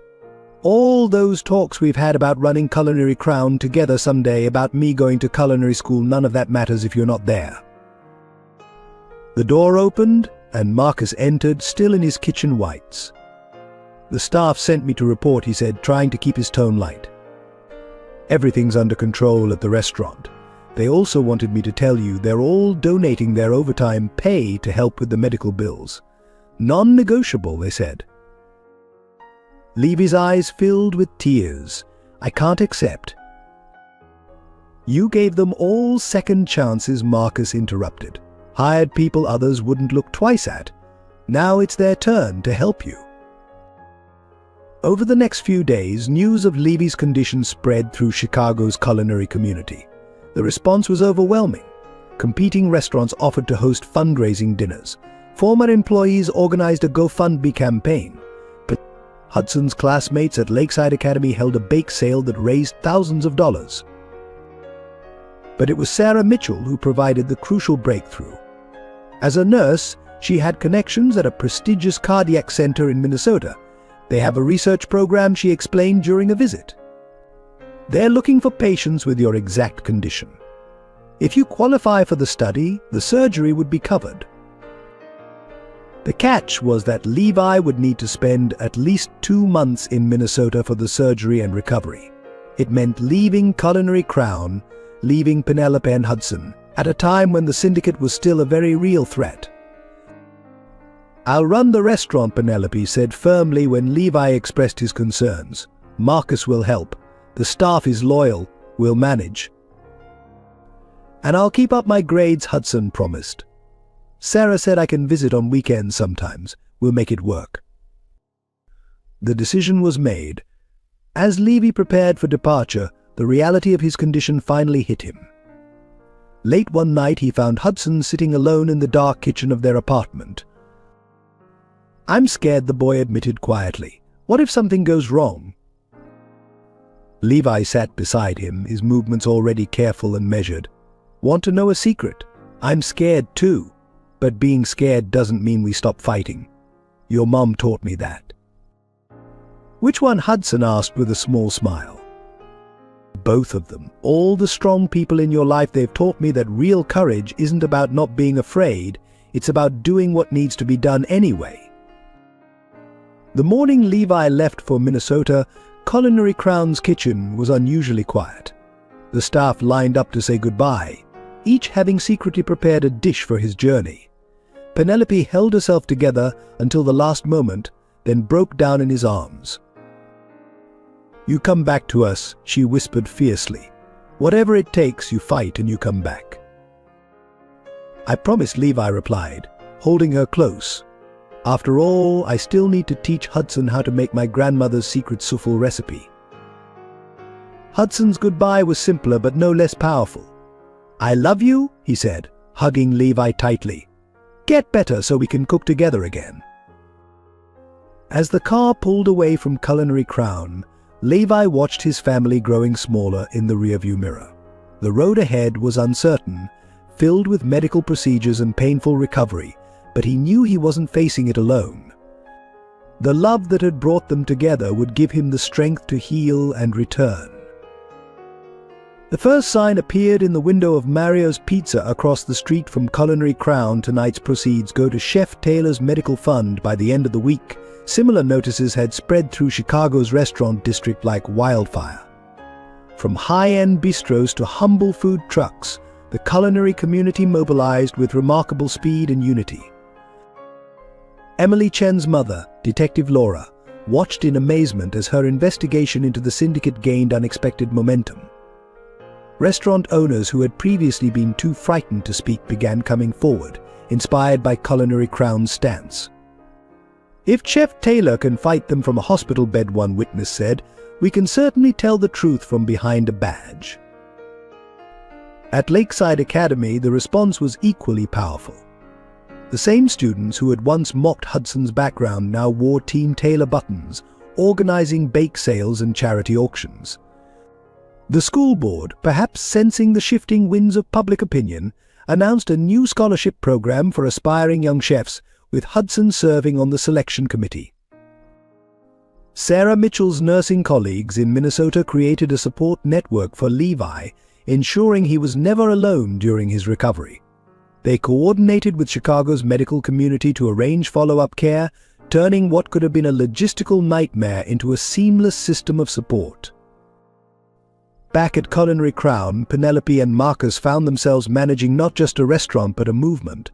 Local farmers began delivering extra produce, refusing payment. For the soup kitchen, they'd say, knowing that even in crisis, the restaurant continued its community outreach programs. Regular customers volunteered their time, helping with everything from paperwork to maintenance. The most touching response came from the homeless community they had served. Each morning, the restaurant steps were swept clean, its windows washed, by people who had found hope in Culinary Crown's kitchens. They stood guard against vandals, directed customers to the temporary parking arrangements, and spread the word about fundraising events. Hudson, watching all this unfold, began documenting everything in a journal for Levi. "You need to see how many lives you've touched," he explained during one of their video calls. "How many people are fighting for you to get better?" The local media, which had initially sensationalized the syndicate's accusations, changed their tone. Catherine Wells, the investigative journalist who had first exposed the syndicate's activities, wrote a powerful follow-up piece, Chicago's Heart: How One Chef's Crisis United a City. Professional chefs from across the country began offering their services, volunteering to cover shifts at Culinary Crown to give the regular staff breaks. Some of the biggest names in the culinary world made appearances, drawing crowds and attention to the ongoing fundraising efforts. Even the city government, typically slow to act, found itself swept up in the movement. The mayor's office expedited permits for fundraising events. Health inspectors, no longer pressured by the syndicate's influence, worked with the restaurant to maintain standards while being understanding of the unusual circumstances. The homeless outreach program, which the syndicate had tried to use against them in the media, became a model for other businesses. Other restaurants began implementing similar programs, creating a network of support for the city's vulnerable populations. What had started as one kitchen's compassion grew into a citywide initiative. Marcus, still wrestling with guilt over his earlier betrayal, threw himself into coordinating these community efforts. His understanding of the syndicate's methods helped identify and protect other vulnerable businesses. He became a bridge between the legitimate business community and those still trying to break free from the syndicate's control. One particularly cold evening, as Penelope was closing up the restaurant, she found an envelope stuffed with cash on the counter. The note attached read from the street vendors you've helped. "Get our friend better." The amount wasn't large, but the gesture brought tears to her eyes. Hudson's classmates organized a cook-like Crown competition, recreating dishes from the restaurant's menu. The event raised substantial funds, but more importantly, it showed how the next generation had been inspired by Levy's example of combining culinary excellence with social responsibility. The support extended beyond Chicago. Culinary schools across the country offered scholarships in Levy's name. Food industry publications ran features on Culinary Crown's impact on community building and social change. What had begun as a crisis became a catalyst for industry-wide reflection on responsibility and compassion. Sarah Mitchell's hospital colleagues created a cookbook, Healing Through Food, featuring recipes from Levi, Penelope and other chefs who had supported the cause. All proceeds went to a fund for other chefs facing medical crises, ensuring the spirit of community support would continue. As Levi watched these developments from his hospital bed in Minnesota, he realized that his personal crisis had sparked something much larger than himself. The community's response wasn't just about saving one chef or one restaurant, it was about people recognizing their power to stand together against intimidation and injustice. "You started a revolution," Penelope told him during one of their nightly calls. "Not with violence or anger, but with kindness and food. Just like you always said, a good meal can change the world." The day Hudson disappeared started like any other. He left for Lakeside Academy at his usual time, wearing his school uniform and carrying the lunch Penelope had packed. Emily Chen waited for him at their regular meeting spot, but Hudson never arrived. By noon, the police were involved. Security cameras captured the last images of Hudson outside a coffee shop 3 blocks from school. A black SUV pulled up alongside him, and 2 men in business suits emerged. There was no struggle, no obvious signs of force. Hudson seemed to go willingly, suggesting the kidnappers had said something to convince him. Penelope received the call during lunch service. Her knees buckled as Detective Chen delivered the news, and Marcus had to help her to a chair. They left a message, Laura Chen said, her professional demeanor cracking with genuine concern. "They want the evidence you've gathered against the syndicate, all of it, and they want you to drop the legal proceedings." The restaurant erupted into focused chaos. Staff members organized search parties, covering every street and alley in the neighborhood. Sarah Mitchell flew in from Minnesota immediately, bringing her medical expertise and maternal determination. Marcus, consumed by guilt over his past involvement with the syndicate, worked with Detective Chen to identify possible locations where they might hold Hudson. The hardest call was to Levi. Still recovering from surgery in Minnesota, he tried to check himself out of the hospital against medical advice. Only Penelope's tearful insistence that he maintain his strength for Hudson kept him in his bed, though he coordinated efforts from his hospital room, making calls and organizing resources. Mum Hudson's voice trembled over the phone when the kidnappers finally allowed him to call. "They say they won't hurt me if you do what they want. But don't do it, okay? Don't let them win. I'm being brave, just like you and Levi taught me." Penelope's heart shattered at her son's attempt to be strong. "We're coming for you, baby. Just hold on. Remember what we do in the kitchen when things get tough." "Break big problems into smaller steps," Hudson replied, managing a weak laugh. "I love you, Mum, both my mums, and tell Levi the call cut off abruptly." The syndicate's demands arrived through their lawyers destroy all evidence of their criminal activities, sign statements recanting previous testimony, and transfer ownership of Culinary Crown to their organization. They gave a 48-hour deadline. Detective Chen advised against complying. Once they have what they want, there's no guarantee they'll release Hudson. In fact, they'll have more reason to silence all of you. But Penelope was already gathering the documents, ready to surrender everything to save her son. It was Sarah who stopped her, gripping her hands tightly. "Wait. Hudson said not to let them win. He's counting on us to be as brave as he is." Marcus stepped forward, his face set with determination. "I might know where they're holding him. The syndicate has a warehouse they use for sensitive operations. I never knew exactly what happened there, but James mentioned it once when he was drunk, said it was where they solved problems." The next 36 hours were a blur of covert operations and careful planning. Detective Chen coordinated with FBI agents who had been building a case against the syndicate. Sarah's medical team stood by, ready for any emergency. Restaurant staff created diversions, making it appear that Penelope was preparing to comply with the syndicate's demands. Found him, Marcus's whispered voice crackled over the police radio. He had risked everything to infiltrate the warehouse, posing as a still loyal operative. 3rd floor, east side. 2 guards. He's scared but unhurt. They've been feeding him and giving him water. The rescue operation was executed with surgical precision. FBI agents stormed the warehouse while local police secured the perimeter. The syndicate's guards, not expecting such a coordinated assault, were quickly overwhelmed. Hudson, found huddled in a small office, looked up as Penelope burst through the door. "Mum," he cried, launching himself into her arms. "I knew you'd come. I kept thinking about what Levi always says, that we're stronger together than alone." Later, safe in the hospital where doctors checked him for injuries, Hudson recounted how he'd maintained his courage. "I practiced recipes in my head," he explained. "All the steps, all the measurements. It helped me stay calm. And I knew you wouldn't give up on me." That night, as Hudson finally slept between his 2 mothers, Penelope made a video call to Levi. "He's okay," she said, tears streaming down her face. "Our boy is okay. And the syndicate, the FBI, found enough evidence in that warehouse to bring down their entire operation." "I'm coming home," Levi declared, his voice hoarse with emotion.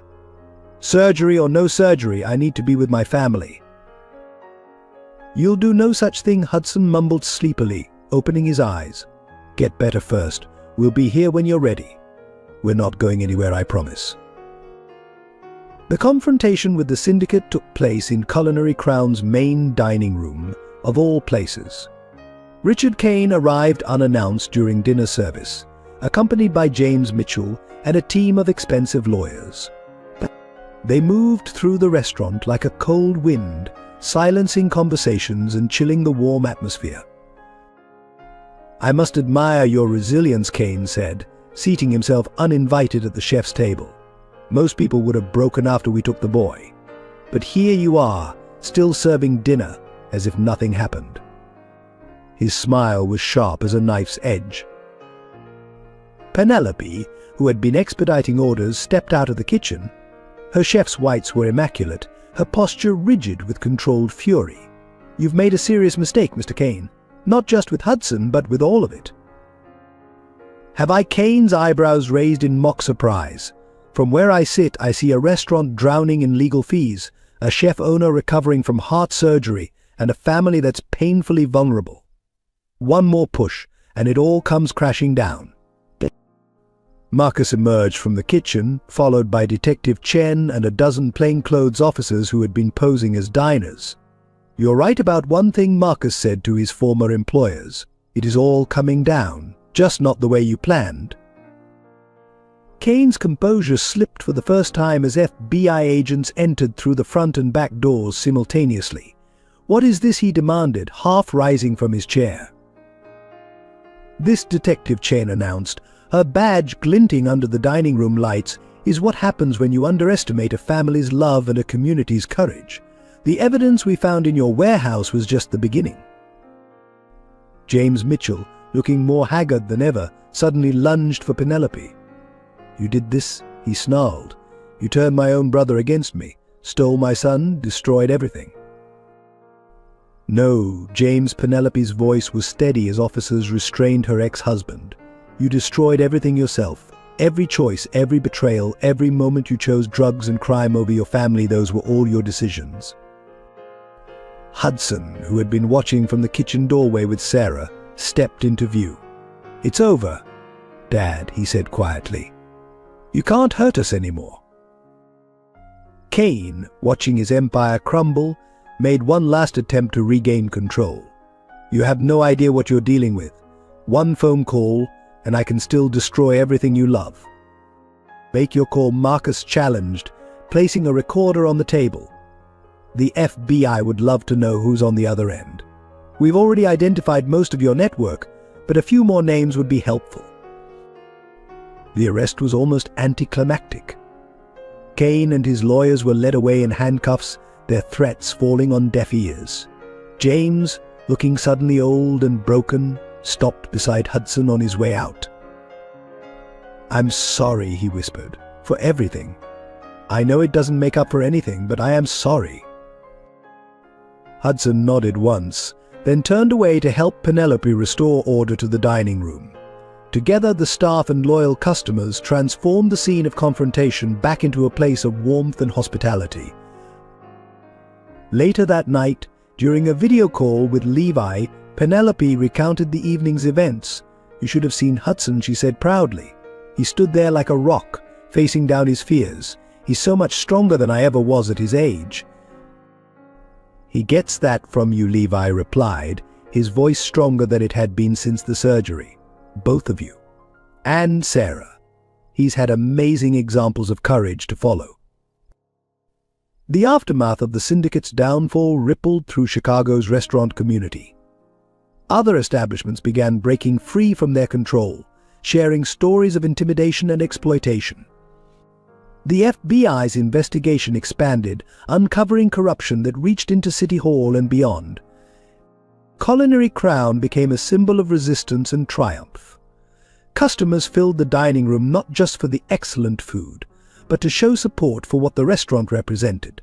The staff worked with renewed pride, knowing they had been part of something larger than themselves. Marcus, finally free from his brother's shadow and his own guilt, found peace in his role as head chef. He channeled his energy into mentoring young cooks, turning the kitchen into a place of healing and growth. The night the last of the syndicate's leaders was sentenced, Culinary Crown hosted a celebration dinner. Every table was filled with people who had helped in the fight, loyal customers, fellow restaurateurs, law enforcement officers, and community members who had stood by them through everything. To family, Penelope proposed a toast, her eyes sweeping the room. "Not just the ones we're born into, but the ones we choose and the ones who choose us." To Justice, Detective Chen added, raising her glass. To new beginnings, Marcus contributed. And from his hospital bed in Minnesota, where he was finally strong enough to begin planning his return home, Levi joined in via video call to love, which gives us the courage to fight when fighting seems impossible. In the wake of the syndicate's downfall, Culinary Crown faced an unexpected challenge, proving its legitimacy to a skeptical fine dining world. Despite the criminal organization's exposure, whispers persisted about the restaurant's involvement with them. Food critics questioned whether the drama had compromised the kitchen's standards, and some prestigious dining guides quietly removed Culinary Crown from their recommendations. "They think we're tainted," Penelope said one morning, reading through the latest industry newsletters. The prestigious James Beard Foundation had just released their annual award nominations, and Culinary Crown was conspicuously absent. "All anyone sees when they look at us now is scandal and controversy." Marcus, who had been experimenting with new menu items, placed a plate before her. "Then we'll make them see something else. We'll remind them why this restaurant earned its reputation in the first place through excellence, innovation, and uncompromising standards." The kitchen staff rallied around this mission with fierce determination. They revised every recipe, refined every technique, and scrutinized every plate that left the kitchen. Hudson, now spending his after-school hours learning from both Penelope and Marcus, contributed fresh perspectives that bridged traditional techniques with modern sensibilities. The breakthrough came unexpectedly. Catherine Wells, the journalist who had covered their struggle against the syndicate, brought Anton Reeves, the country's most feared food critic, to dinner. Reeves was known for his brutal honesty, and Impossible Standards restaurants had closed after his scathing reviews. "He's at table 7, whispered the host, setting off a wave of focused intensity in the kitchen. He ordered the tasting menu with wine pairings. Penelope took a deep breath, channeling Levy's calm leadership. "We cook the way we always do," she told the staff. "With pride, with passion, with purpose. Nothing more, nothing less." Each course that left the kitchen was a statement of defiance and excellence. The amuse-bouche, Hudson's modern interpretation of his grandmother's corn soup, spoke of heritage and innovation. The first course, Marcus's reimagined Caesar salad, demonstrated technical mastery while respecting classical foundations. As the evening progressed, Reeves's stern expression gradually softened. By the time dessert arrived, a collaborative creation that combined Penelope's French training with Levy's American creativity, he was openly smiling. 2 weeks later, his review appeared in the national press. Culinary Crown doesn't need defending. In lesser hands, recent events might have overshadowed the food, but this kitchen has transformed adversity into artistry. Each dish tells a story of resilience, creativity, and unwavering commitment to excellence. This is more than fine dining, it's a testament to the power of passion and principle. The review sparked a renaissance. Reservations flooded in, and other critics followed Reeves's lead. The kitchen's dedication had not just preserved Culinary Crown's reputation, it had elevated it. But the true validation came from within the industry itself. Other chefs began staging in their kitchen, eager to learn not just techniques, but the management style that had created such loyalty and excellence. Culinary schools requested externship partnerships, recognizing that Culinary Crown offered lessons beyond cooking. When Levi finally returned from Minnesota, still moving carefully but with growing strength, he found his restaurant transformed. The dining room hummed with energy, the kitchen operated with precision and joy, and every plate that left the past told a story of triumph over adversity. "We didn't just survive," Penelope told him as they watched Hudson demonstrate a new plating technique to a group of culinary students. "We became something better, something stronger." The final seal of approval came when the Michelin Guide announced their annual stars. Culinary Crown had not only retained its rating but earned an additional star. The citation praised not just the food but the restaurant's role in exposing corruption and maintaining excellence under extraordinary pressure. "A star for every time they tried to break us," Marcus joked during the celebration, and failed. That evening, As the last customers departed, the staff gathered for their nightly family meal. Looking around the table at these people who had fought alongside them, who had chosen principle over profit, excellence over expedience, Levi raised his glass. "To Culinary Crown," he said, his voice strong and clear. "Not just a restaurant, but a reminder that reputation isn't given or taken, it's earned, every single day, through every single plate we serve." The strain of the past months finally caught up with them during a quiet Sunday morning at Culinary Crown. Hudson was practicing pastry techniques with Sarah, who had extended her stay in Chicago after the kidnapping. Penelope was reviewing menus with Marcus, while Levi, still adjusting to his post-surgery limitations, watched from his usual spot at the pass. The breaking point came when Hudson dropped a tray of carefully crafted chocolate souffles. The crash echoed through the kitchen, but it was his reaction that stopped everyone in their tracks. "I can't do this anymore," he shouted, tears streaming down his face. "I can't pretend everything's normal when it's not. I'm scared all the time, scared something will happen to Levi's heart, scared the syndicate will come back, scared of losing another family." The outburst unleashed a flood of suppressed emotions. Penelope tried to comfort him, but Hudson backed away. "And you, Mom, you barely sleep, you jump at every noise, but you won't talk about it. Neither of you will." Sarah moved to intervene, but this only complicated matters. "And now I have two moms, and I'm supposed to be grateful. But what if something happens and I lose you too?" What if his voice cracked, years of trauma finally breaking through his carefully maintained composure? Levi attempted to stand too quickly, wincing at the pain in his chest. This visible reminder of his vulnerability only intensified Hudson's distress. The boy fled to the walk-in freezer, his sanctuary since childhood. "Let me," Sarah said softly, following her biological son. She found him huddled among the shelves, just as she had once hidden in storage rooms during her darkest days at the syndicate's restaurant. "I know about fear," she told him, settling down beside him. "About losing family, about building new ones, about the terror of loving people when you know how easily they can be taken away." Meanwhile, in the kitchen, Penelope finally crumbled. "He's right," she whispered, sinking into a chair. "I've been so focused on being strong, on keeping everything running. I haven't dealt with any of it. The kidnapping, James, all of it, I've just pushed it down and pretended I'm fine."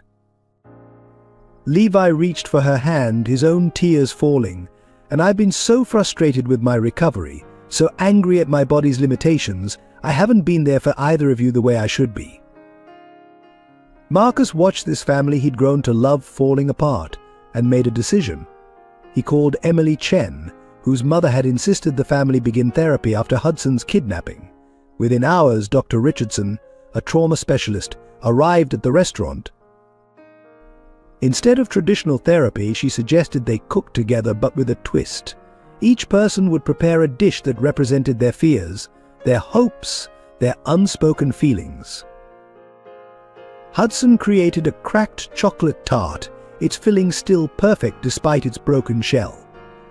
"Like us," he explained. "Broken sometimes, but still good inside." Penelope ate a complex French dish that appeared elegant on the surface, but revealed layers of intensity beneath. "Everything I've been hiding," she said, her voice trembling. Sarah prepared the simple comfort food she'd dreamed of sharing with Hudson during their years apart. Levi, limited by his recovery, contributed a deconstructed dish that spoke of patience and gradual healing. Even Marcus participated, creating a fusion dish that represented his journey from betrayal to redemption. As they shared these deeply personal creations, the walls began to crumble. Hudson spoke about his nightmares, about waking up thinking he was back in the syndicate's warehouse. Penelope admitted her constant fear of losing everything again. Levi confessed his terror of not being strong enough to protect them. "Family isn't about being strong all the time," Dr. Richardson observed. "It's about being strong enough to show your weakness, to ask for help, to let others carry you when you can't walk on your own."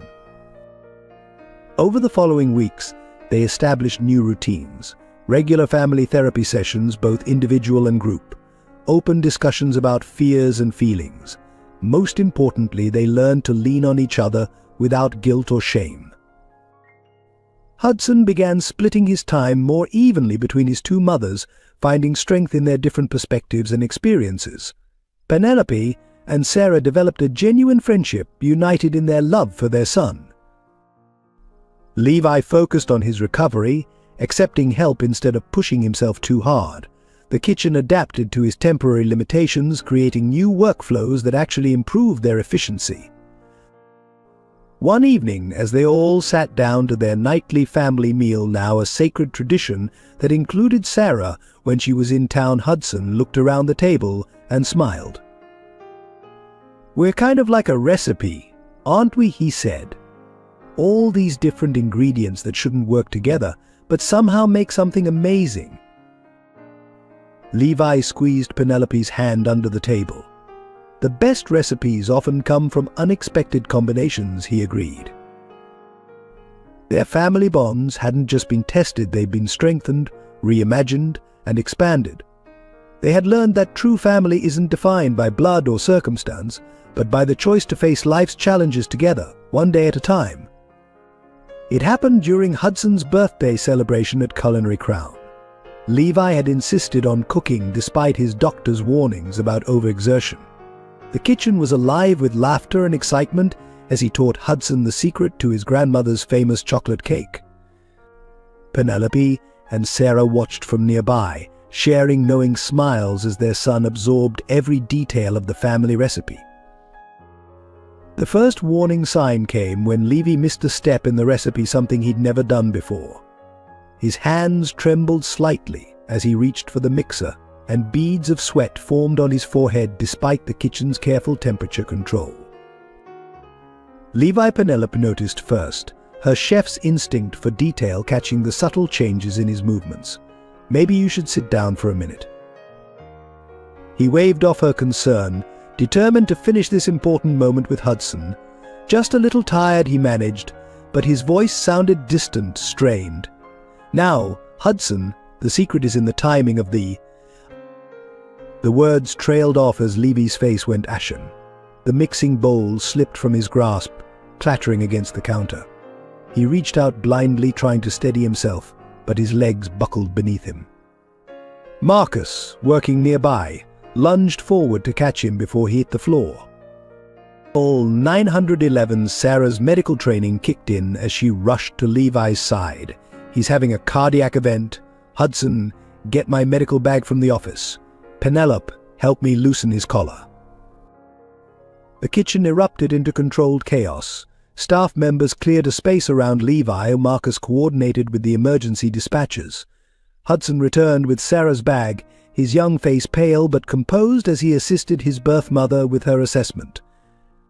"Stay with us," Sarah commanded, her professional tone belying her personal fear. "The ambulance is coming. Just focus on my voice."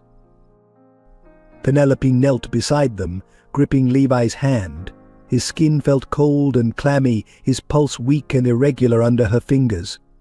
"Don't you dare," she whispered fiercely. "Don't you dare leave us, not now, not like this."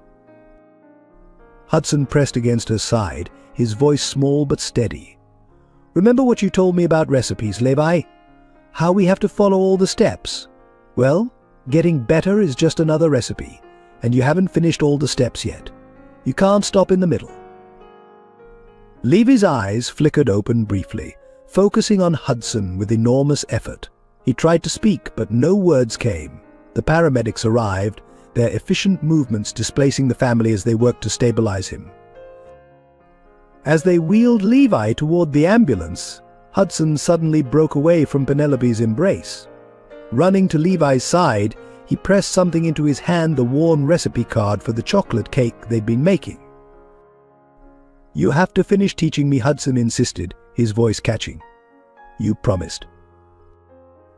The ambulance doors closed, and the sirens wailed into the distance, leaving the family standing in the street outside Culinary Crown.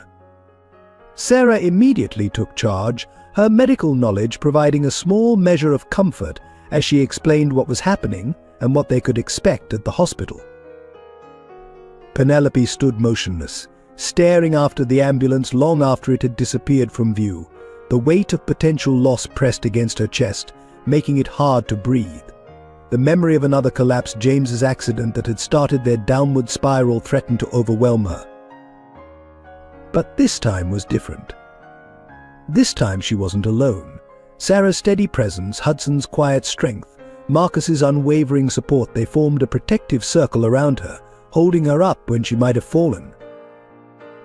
"He'll make it," Hudson declared with the absolute certainty of youth. "He has to. We're not finished becoming a family yet." The arrest came without warning, 3 days after Levy's collapse. Penelope was in Culinary Crown's kitchen, attempting to maintain normalcy while waiting for news from the hospital, when Detective Chen arrived with 2 uniformed officers. Her face was grim as she approached the pass. "I'm sorry," Penelope Laura said, her professional mask cracking slightly. "New evidence has surfaced. They're charging you with conspiracy in the syndicate's money laundering operations." The handcuffs felt ice-cold against Penelope's wrists. Hudson, who had been doing homework at his usual corner table, dropped his pencil with a clatter. "Mum? What's happening?" "It's a mistake," Marcus intervened, stepping between Hudson and the officers. "She had nothing to do with the syndicate's operations. I was there, I would know." But the evidence seemed damning. Bank records had emerged showing large deposits to an account in Penelope's name during her marriage to James. Documents bore her signature, authorizing transactions that the syndicate had used to clean their illegal profits. Even her sudden departure from the copper pot years ago was being reframed as a calculated move to avoid investigation. Sarah arrived at the police station within hours, having left Levy's bedside at the hospital. "Hudson needs you," she told Penelope through the visitation glass. "We'll fight this. We'll prove your innocence." But Penelope's eyes were distant, haunted. "James made me sign things," she whispered. "Papers, documents, he said they were for the restaurant we were going to open. I was so naive, so desperate to believe in his dreams. What if? What if I unknowingly helped them?" The news of her arrest reached Levi in his hospital room. Despite his weakened condition, he immediately tried to get up, to reach her somehow. The nurses had to sedate him to prevent him from further endangering his recovery. Hudson refused to leave the police station, camping out in the waiting area with his schoolbooks. "Mum wouldn't do this," he insisted to anyone who would listen. "She could barely keep our checking account straight when we were running from Dad. She's not some financial criminal." Detective Chen, torn between her duty and her friendship with the family, worked through the night reviewing the evidence. Something about the documents bothered her, small inconsistencies that nagged at her investigator's instincts. It was Emily who made the breakthrough. Visiting Hudson at the station, she noticed something about the signatures while helping him organize his mother's papers. "Look at these dates," she pointed out. "Mum says some of these transactions happened when your mum was in the hospital after your dad hurt her." This detail sparked a furious reinvestigation. Medical records confirmed that Penelope had been hospitalized during key dates when she'd supposedly been authorizing syndicate transactions. Handwriting experts were called in, forensic accountants reviewed the documents. The truth emerged piece by piece. James had forged Penelope's signature, using her identity to create a paper trail that would implicate her if the syndicate's operations were ever discovered. It was the perfect insurance policy, a way to control her even after she escaped. 48 hours after her arrest, Penelope walked free. But the experience had left its mark. The fear in Hudson's eyes when the officers led her away, the thought of Levy fighting for his life while she sat in a cell, the realization that James could still reach out and destroy her life, it all weighed heavily on her soul. "We need better security," Marcus declared when she returned to Culinary Crown. "Background checks on all accounts, surveillance systems, everything. They won't get another chance to frame you." Penelope nodded, but her mind was already on the hospital, on Levi, on the family that had almost been torn apart again. "First," she said quietly, "I need to see my son. And then we need to make sure Levi knows we're okay. After that, we'll make sure nothing like this ever happens again." Unlike the previous kidnapping, Hudson's second disappearance had no witnesses, no security footage, no demands. He simply vanished between visiting Levi at the hospital and his expected arrival at Culinary Crown. His backpack was found abandoned in the hospital parking garage, his phone inside still displaying an unsent message, "I know how to fix everything." "He's trying to protect us," Penelope realized, her hands trembling as she read through Hudson's recent text messages. "After Levy's collapse and my arrest, he thinks he's somehow responsible for all of this." Sarah discovered Hudson's laptop still open in his room above the restaurant. The browser history revealed searches about James's current location, the syndicate's remaining operations, and bus schedules to various cities. But most telling was a draft email addressed to both his mothers. "I'm tired of everyone getting hurt because of me. Dad only targets you because he wants me back. The syndicate uses me to control you. Even Levi pushed himself too hard trying to make everything perfect for my birthday. I'm going to fix this. Please don't look for me. I love you all." Detective Chen mobilized her entire unit, but Hudson had clearly planned this carefully. He'd withdrawn his savings in small amounts over several days, left his traceable phone behind, and used cash to purchase supplies. His time on the streets before Levi found them had taught him how to disappear. "He's 13, Sarah whispered, clutching Hudson's favorite chef's apron. "He shouldn't know how to do these things. He shouldn't feel like he has to protect us." Marcus organized the restaurant staff into search teams, coordinating with other establishments across the city. Every food truck operator, street vendor, and homeless person was shown Hudson's picture. The culinary community that had supported them through previous crises rallied once again. At the hospital, Levi fought against his doctor's orders, insisting on being discharged. "He's out there thinking he has to sacrifice himself for this family," Levi argued. "I won't lie here while my son believes he's nothing but a burden." The breakthrough came from an unexpected source. Emily Chen remembered Hudson's fascination with their grandmother's old recipes. He said they reminded him of when things were simple, she told Detective Chen. When cooking was just about making people happy, not about business or crime. This led them to check security footage around the Copper Pot, Penelope's former restaurant. Sure enough, cameras caught Hudson lingering outside the now abandoned building late at night, staring through the windows at the kitchen where his mother had once taught him to love cooking.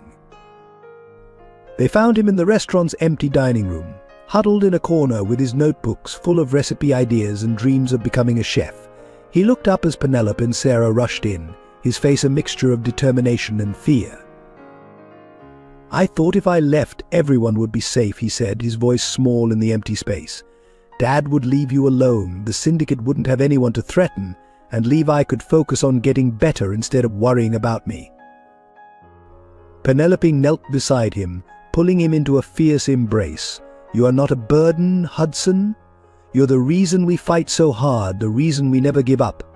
Without you, none of this, the restaurant, our family, any of it would mean anything." Sarah joined them on the floor, wrapping her arms around both of them. "Running away doesn't protect the people you love," she said softly. "It just creates a different kind of pain. Believe me, I know." Later, in Levi's hospital room, Hudson finally broke down completely. "I just wanted everyone to stop hurting," he sobbed into Levi's hospital gown. "I thought if I was gone, then we would have lost the most important ingredient in our family recipe," Levi finished, holding him close despite his own pain. "Don't you know that by now, you're what makes all of this work?" The decision to close Culinary Crown wasn't made in a single moment, but rather accumulated through a series of insurmountable challenges. With Levi in the hospital, Penelope still shaken from her arrest, and Hudson recovering from his disappearance, the heart of the restaurant had been severely wounded. The final blow came when their insurance company, citing the recent string of incidents, cancelled their coverage. "We need to shut down," Marcus announced during an emergency staff meeting. "Not permanently, but long enough to regroup, to heal, to make sure we're strong enough to come back better than ever." The news hit the staff hard.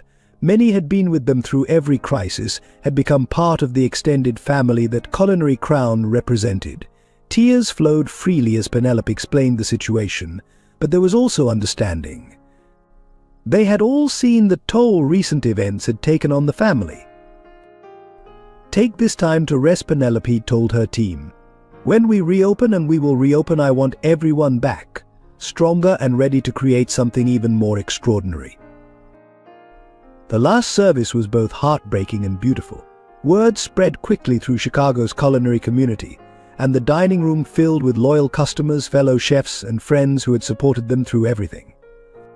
Each table received a handwritten note thanking them for their part in the restaurant story.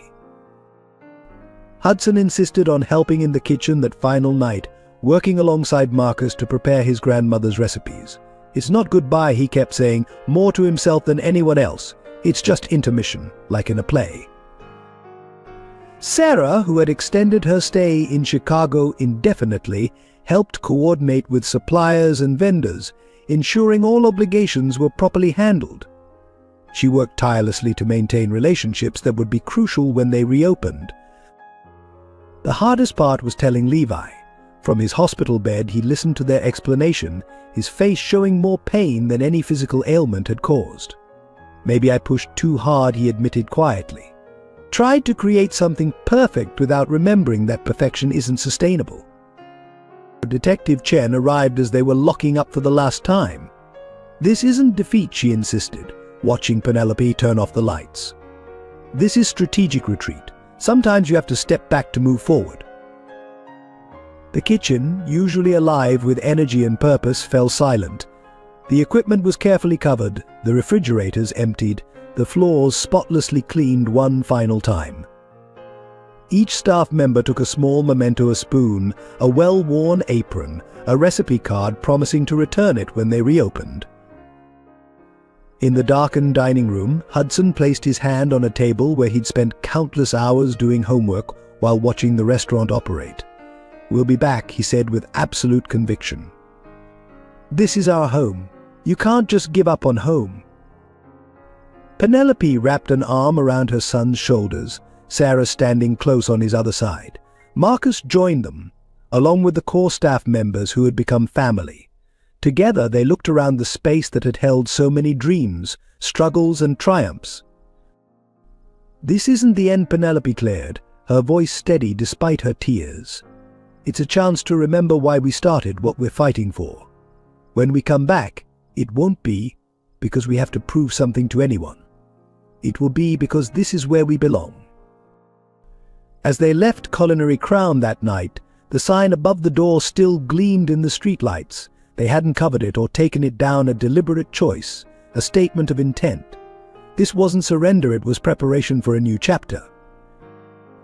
The family gathered in Levy's hospital room afterward, sharing takeout food that reminded them all how much they missed their own kitchen. But there was also a sense of relief, of pressure finally released. They had time now, time to heal, to plan, to strengthen the bonds that had been tested but never broken. During Culinary Crown's closure, Marcus took it upon himself to protect the shuttered restaurant. He spent nights sleeping in the office, keeping watch over the space that had become more than just a workplace. But his vigil wasn't just about security, it was about penance, about proving to himself and others that people really could change. The turning point came when he discovered old files James had hidden in the restaurant's basement. Financial records, blackmail material, evidence of the syndicate's operations, everything they needed to completely dismantle the criminal organization. Instead of turning them over to the authorities immediately, he brought them to Hudson first. "I betrayed your trust," once Marcus told the boy, laying the files on the table between them. "I won't make decisions about your family's future without consulting you again."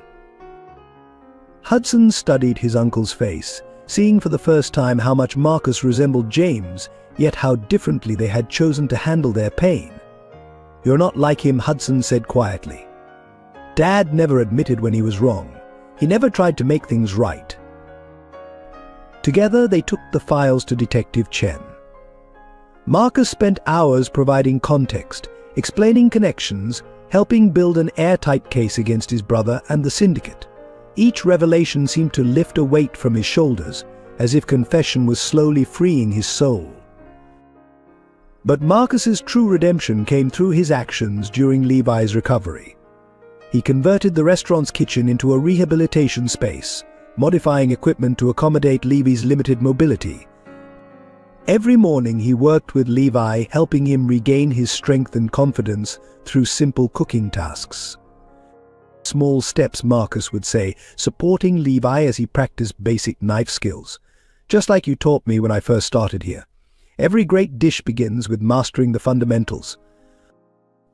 Penelope watched these sessions with growing appreciation for Marcus's patience and dedication. The man who had once plotted to destroy them was now instrumental in rebuilding their family's strength. She found herself sharing recipes with him, trading techniques, developing a professional partnership based on mutual respect. Sarah, during her visits from Minnesota, noticed the change in Marcus most clearly. "You found your true calling," she told him. "Not just as a chef, but as a healer.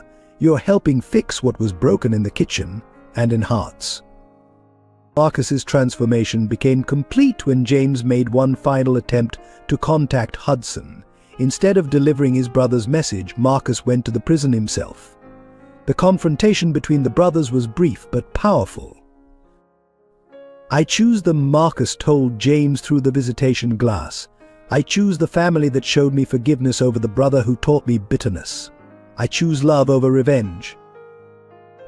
When it came time to plan Culinary Crown's reopening, Marcus surprised everyone by asking to step down as head chef. "I want to teach," he explained. "We'll start a culinary program for at-risk youth, show them there's a better path than the one James and I chose." His proposal touched something deep in Levi's heart. This was what Culinary Crown had always been meant to be, not just a restaurant, but a place of transformation and second chances. "You'll always have a place here," Levi assured him.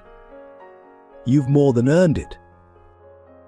Hudson, who had watched his uncle's journey from enemy to family member, summed it up best during a family dinner. "Sometimes the best ingredients are the ones that seem bitter at first, but turn sweet when you know how to use them properly."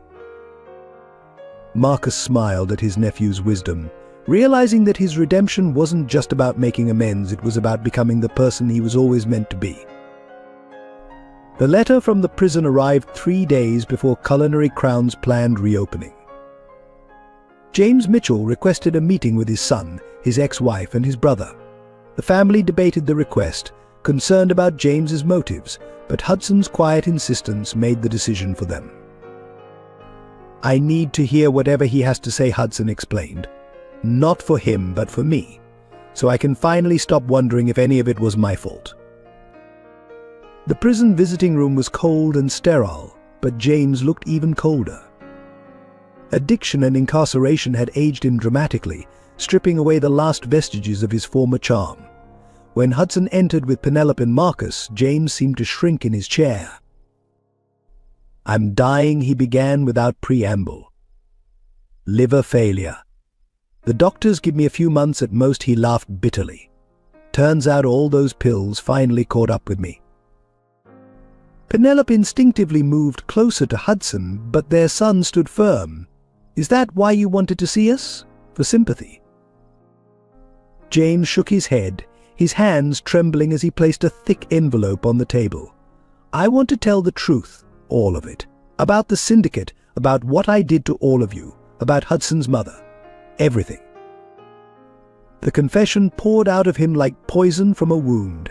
He admitted to deliberately targeting Penelope at the copper pot, seeing her success as a way to legitimize the syndicate's operations. But the accident that led to his addiction hadn't been entirely accidental. He'd been warned about safety violations but ignored them, too confident in his own invulnerability. "I chose the drugs over my family," he acknowledged, his voice hollow. "Every time I had a chance to choose differently, I chose wrong. I told myself it was for the business, for our future. But really it was just selfishness and cowardice." He turned to Marcus. I knew you were my brother. I knew every time I saw you in that kitchen, watching me destroy everything you wanted. I was jealous of your talent, your integrity. So I tried to corrupt you too. Marcus's face remained impassive, but his hands clenched under the table. You failed. Yes, James agreed. You turned out to be stronger than me. All of you did. He looked at Hudson, really looked at him, perhaps for the first time. You most of all. You became everything I should have been, everything I failed to be. The envelope contained detailed confessions about the syndicate's operations, names of corrupt officials, locations of hidden assets. But more importantly, it contained a full legal acknowledgement of his crimes against his family and a relinquishment of all parental rights. I don't expect forgiveness, James said as they prepared to leave. I don't deserve it. But I hope this helps you build something better than what I tried to destroy. Hudson, who had remained mostly silent throughout the confession, finally spoke. I forgive you, he said quietly, not because you deserve it, but because holding on to hate would make me more like you. And I choose to be better. Those words seemed to break something in James. He wept openly. All pretense of strength finally abandoned. You are better, he managed. So much better than I ever could have been. As they left the prison, Hudson walked between Penelope and Marcus, his head high. Can we stop for ice cream, he asked, sounding like the child he rarely got to be. I think we all need something sweet after that. The simple request made Penelope laugh through her tears. Even Marcus managed to smile. They had come seeking closure and found something more valuable, freedom from the shadow James had cast over their lives. Later, sharing the details with Levi and Sarah, Hudson summed up what they were all feeling. It's like when you finally take a burned pot off the stove. The damage is done, but at least now it can't get worse, and maybe with enough care you can make something good in it again. The movement began with a simple social media post from Emily Chen. Culinary Crown gave us more than food, it gave us hope. Now it's our turn to give back. Save Culinary Crown. Within hours, the hashtag went viral across Chicago's social networks. Local restaurateurs were the first to respond. Mario's Pizza started a Crown Night where all proceeds went to helping the restaurant reopen. Other establishments followed suit, creating special dishes named after Culinary Crown's signature items and donating the profits.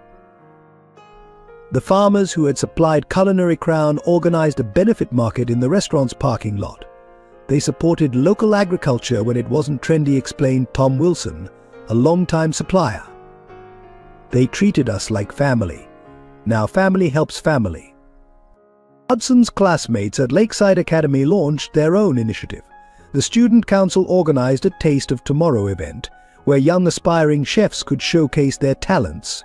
The proceeds from ticket sales and a silent auction would go toward renovating Culinary Crown's kitchen. Sarah coordinated with her medical colleagues in Minnesota to create a wellness program for restaurant workers, ensuring that what happened to Levi wouldn't happen to others. The program would be based at Culinary Crown once it reopened, providing free health screenings and stress management workshops. Even the homeless community they had served stepped up. Those who had benefited from Culinary Crown's outreach program organized cleanup crews, helping to repair and paint the restaurant's exterior. Their leader, a former chef named David, spoke passionately about second chances and the power of community. Detective Chen pulled strings within the police department to expedite permits and licenses. The city council, impressed by the community's response, fast-tracked approvals for the reopening. Local trade unions offered free labor for necessary repairs and upgrades. The most touching contribution came from the restaurant's former staff. They spent their weekends helping with renovations, refusing payment. "This isn't a job," said Maria, a longtime server. "This is home. And you don't charge family for helping rebuild their home."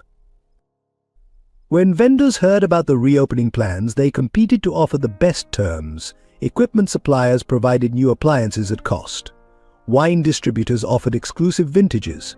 Even their insurance company, seeing the community's support, reversed its decision and offered enhanced coverage. Marcus's culinary program for at-risk youth received unexpected backing from several major foundations. They saw in Culinary Crown a model for social change through food service.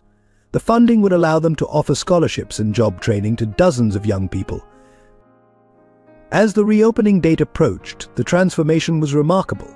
The dining room gleamed with fresh paint and refinished floors. The kitchen boasted state-of-the-art equipment alongside beloved old tools that carried years of memories. But more than the physical changes, there was a new energy in the space. Penelope found herself overwhelmed by the support. "We never realized how many lives we touched," she said during a community meeting. "How many people considered themselves part of our story?" Hudson, watching the community come together, started a blog documenting the journey. "Food brings people together," he wrote, "but love keeps them together." Culinary Crown isn't just rebuilding a restaurant, we're strengthening the bonds that make us a community. Levi, growing stronger each day, saw in this outpouring of support a validation of everything they had fought for. "We always said food was about more than just eating," he observed. "It's about connection, about caring, about creating something bigger than ourselves." The night before the reopening, hundreds of people gathered for a candlelight vigil outside the restaurant. They shared stories of meals enjoyed, celebrations hosted, and kindnesses received within these walls. The message was clear: Culinary Crown belonged not just to one family, but to all of them. The full extent of the syndicate's operations came to light through James's deathbed confession and Marcus's testimony. Detective Chen's task force uncovered a network that stretched far beyond Chicago's restaurant scene, touching everything from real estate to city politics. Richard Kane, the syndicate's leader, had built his empire on a foundation of addiction and desperation. He targeted successful restaurants and businesses, using their legitimate operations to launder money from drug trafficking and illegal gambling. James Mitchell hadn't been his first victim, he was just one in a long line of talented professionals whose weaknesses Kane had exploited. They studied people, Marcus explained during a closed hearing. They knew exactly when to approach someone, what pressure points to use. With James, they waited until after his accident, when the medical bills were piling up. With others, they looked for gambling debts, family problems, anything they could leverage. The documents James provided revealed a systematic approach to corruption.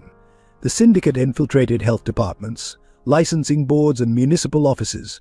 They didn't just bribe officials, they created compromising situations, ensuring long-term control through blackmail and threats. Detective Chen discovered that even Hudson's kidnapping had been part of a larger pattern. The syndicate regularly used family members as leverage, particularly children. They believed family ties were weaknesses to exploit, she explained to Penelope. They never understood that love could be a source of strength. Sarah's involvement with the syndicate years ago turned out to be more significant than anyone had realized. As Hudson's birth mother, she had been deliberately targeted, pressured into giving up her child so the syndicate would have leverage over James. Her escape and subsequent career in nursing had been an act of quiet defiance. The investigation revealed that Culinary Crown had been marked for takeover long before Levi reconnected with Penelope. The syndicate saw the restaurant's success and community involvement as perfect covers for their operations. What they hadn't counted on was the strength of the bonds between Levi, Penelope, Hudson, and the community they had built. Most shocking was the discovery that the syndicate had orchestrated the health code crisis that had nearly destroyed Culinary Crown. They had planted contaminated ingredients, bribed inspectors, and manipulated media coverage. The fact that the restaurant had survived was a testament to the loyalty of their staff and customers. They saw everything as a transaction, Marcus explained to Hudson as the truth emerged. They couldn't understand why people would stand together without being forced or paid. That was their ultimate weakness. The final piece of evidence came from an unexpected source. James's accident, which had started his descent into addiction, had been deliberately arranged by the syndicate. They had sabotaged the construction site, knowing that a man in pain would be easier to control than a successful businessman. As the syndicate's empire crumbled, its victims began reclaiming their lives. Other restaurant owners came forward with similar stories of coercion and manipulation.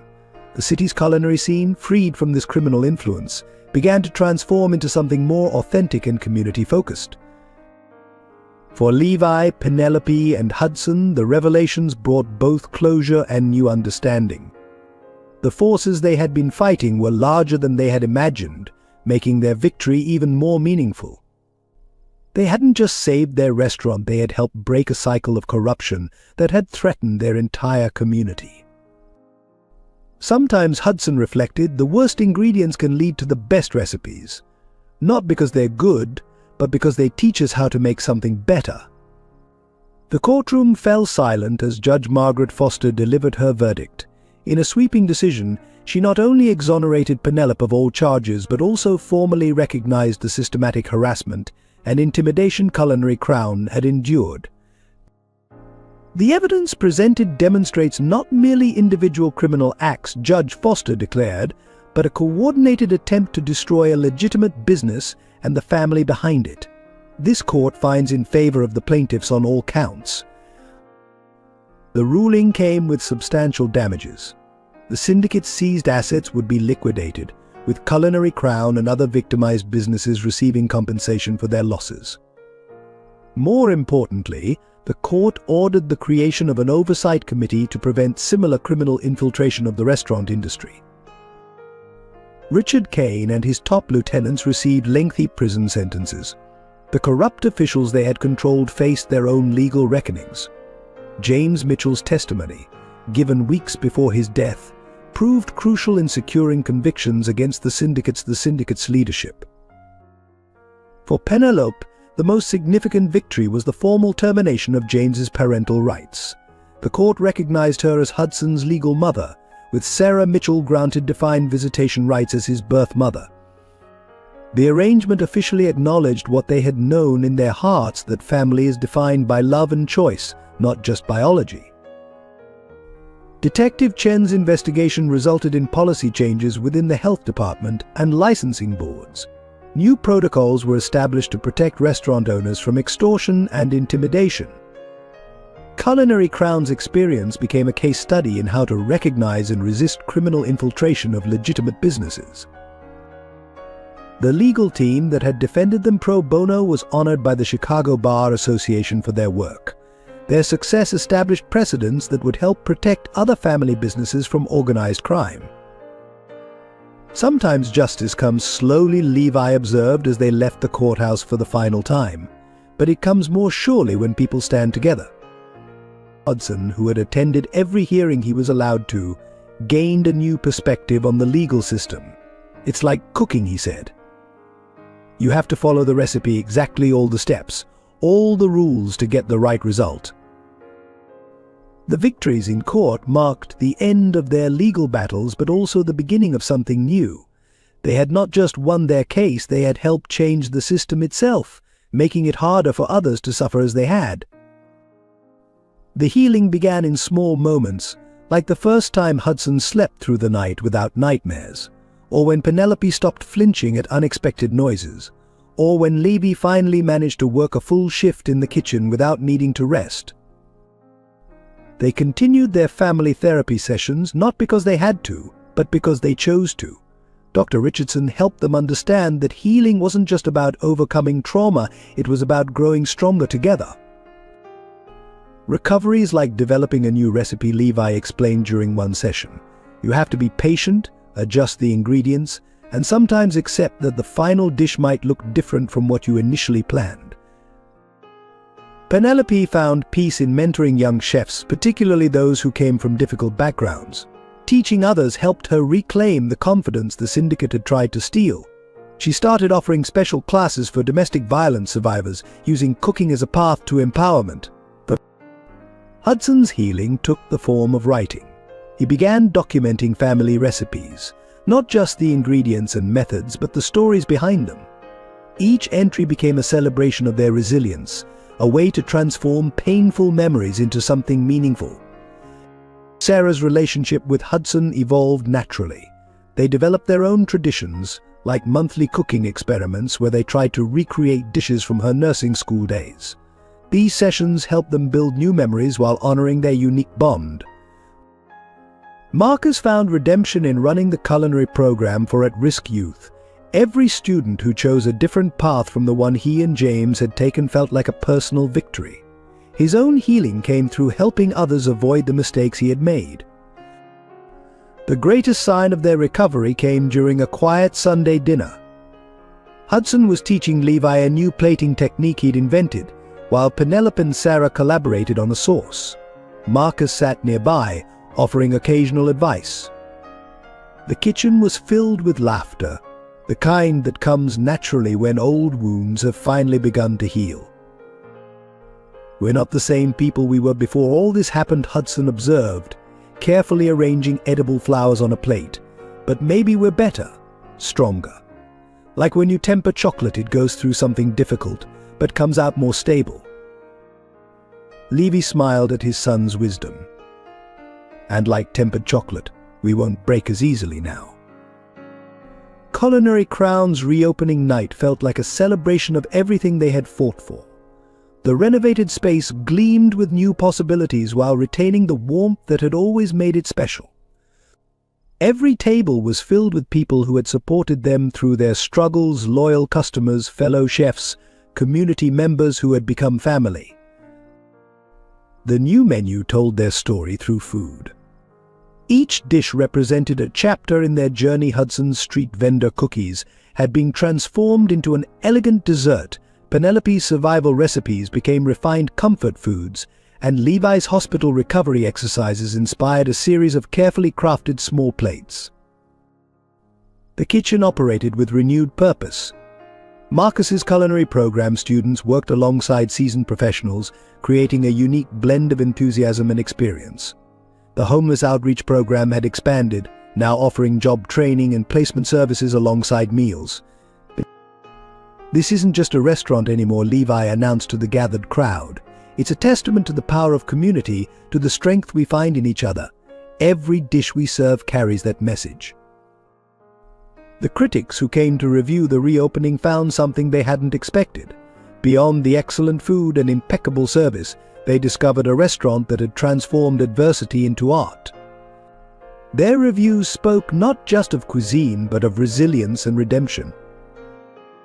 Hudson moved confidently between the kitchen and dining room, proudly explaining dishes to guests. His original creations had earned their own section on the menu, each one reflecting both his growing skill and his unique perspective on their family's journey. The most touching addition was the community table, a long, handcrafted piece where strangers could share meals and stories. It represented everything Culinary Crown had become, a place where barriers dissolved, where healing happened over shared food, where community turned into family. But Penelope, watching the dining room buzz with life, felt tears of joy threatening to fall. "We did it," she whispered to Levi. "We really did it." "No," he corrected gently, gesturing to their extended family of staff, customers, and supporters. "They did it. We just gave them a reason to come together." The Michelin inspector who visited anonymously later wrote, "Culinary Crown has achieved something rare in the restaurant world. It has given fine dining a soul. Each dish tells a story of triumph over adversity, of love over fear, of community over isolation. This is more than a meal. It's an affirmation of everything good in human nature." 1 year after Culinary Crown's reopening, Hudson stood in the kitchen preparing for his first solo dinner service. At 14, he had already developed a reputation as one of Chicago's most promising young chefs. But tonight was special. He was cooking for both his mothers, Levi, Marcus, and all the people who had become their extended family. "I've learned something important," he told the gathered guests as he presented his carefully crafted menu. "Life is a lot like cooking. Sometimes the ingredients you get aren't what you expected. Sometimes the heat gets too high and things start to burn. But it's not about having perfect conditions, it's about what you create with what you have." Levi, fully recovered and prouder than ever, watched his son work with confident precision in the kitchen that had seen both their darkest moments and greatest triumphs. Family. he added, is like a complex recipe. It's not always about blood or birth, it's about who chooses to stay in the kitchen with you when the flames get high. Penelope and Sarah sat together, their initial awkwardness long transformed into genuine friendship. They had learned that love multiplies rather than divides, that a child can have many forms of family without diminishing any of them. Marcus, now running the city's most successful culinary training program for at-risk youth, raised his glass. To second chances, he said, and to the people who believe in them. Detective Chen, who had become a regular at their family dinners, smiled at how far they had come. Sometimes justice comes through unexpected channels, she observed. Sometimes it comes through a kitchen. As they enjoyed Hudson's carefully prepared dishes, each bite reminded them of their journey. The bitter had become sweet, the broken had been reformed into something stronger, and what seemed like endings had become beautiful beginnings. The real victory. Levy concluded, watching his family share food and laughter isn't in surviving the storm. It's in what you build after it passes. It's in recognizing that every scar tells a story of healing, every setback can lead to a comeback, and every broken heart has the capacity to love even more deeply. Hudson's final dish of the evening was a deconstructed version of the chocolate cake they had been making the day Levi collapsed. But now it symbolized not crisis, but redemption, not what they had almost lost, but what they had gained in fighting to keep it. The secret ingredient Hudson revealed with a smile is family. Not just the one you're born into, but the one you build choice by choice, day by day, meal by meal. And in that moment, surrounded by love and the aroma of excellent food, they all understood that their story wasn't just about overcoming adversity, it was about the extraordinary power of ordinary people choosing to stand together, to believe in each other, and to create something beautiful from life's unexpected ingredients. Thank you for joining us on this emotional journey through the story of Culinary Crown. If this tale of family, resilience, and redemption touched your heart, please take a moment to share your thoughts in the comments below. We'd love to hear which moments resonated with you most. Support our storytelling team by subscribing to our channel. You'll be the first to know when we release new stories. Help us spread these messages of hope by sharing this video with friends and family who might need a reminder that second chances are possible. Don't forget to hit the like button if you enjoyed this story. Your engagement helps us continue creating meaningful content that celebrates the power of love, family, and the human spirit. Together, let's build a community that believes in the transformative power of storytelling.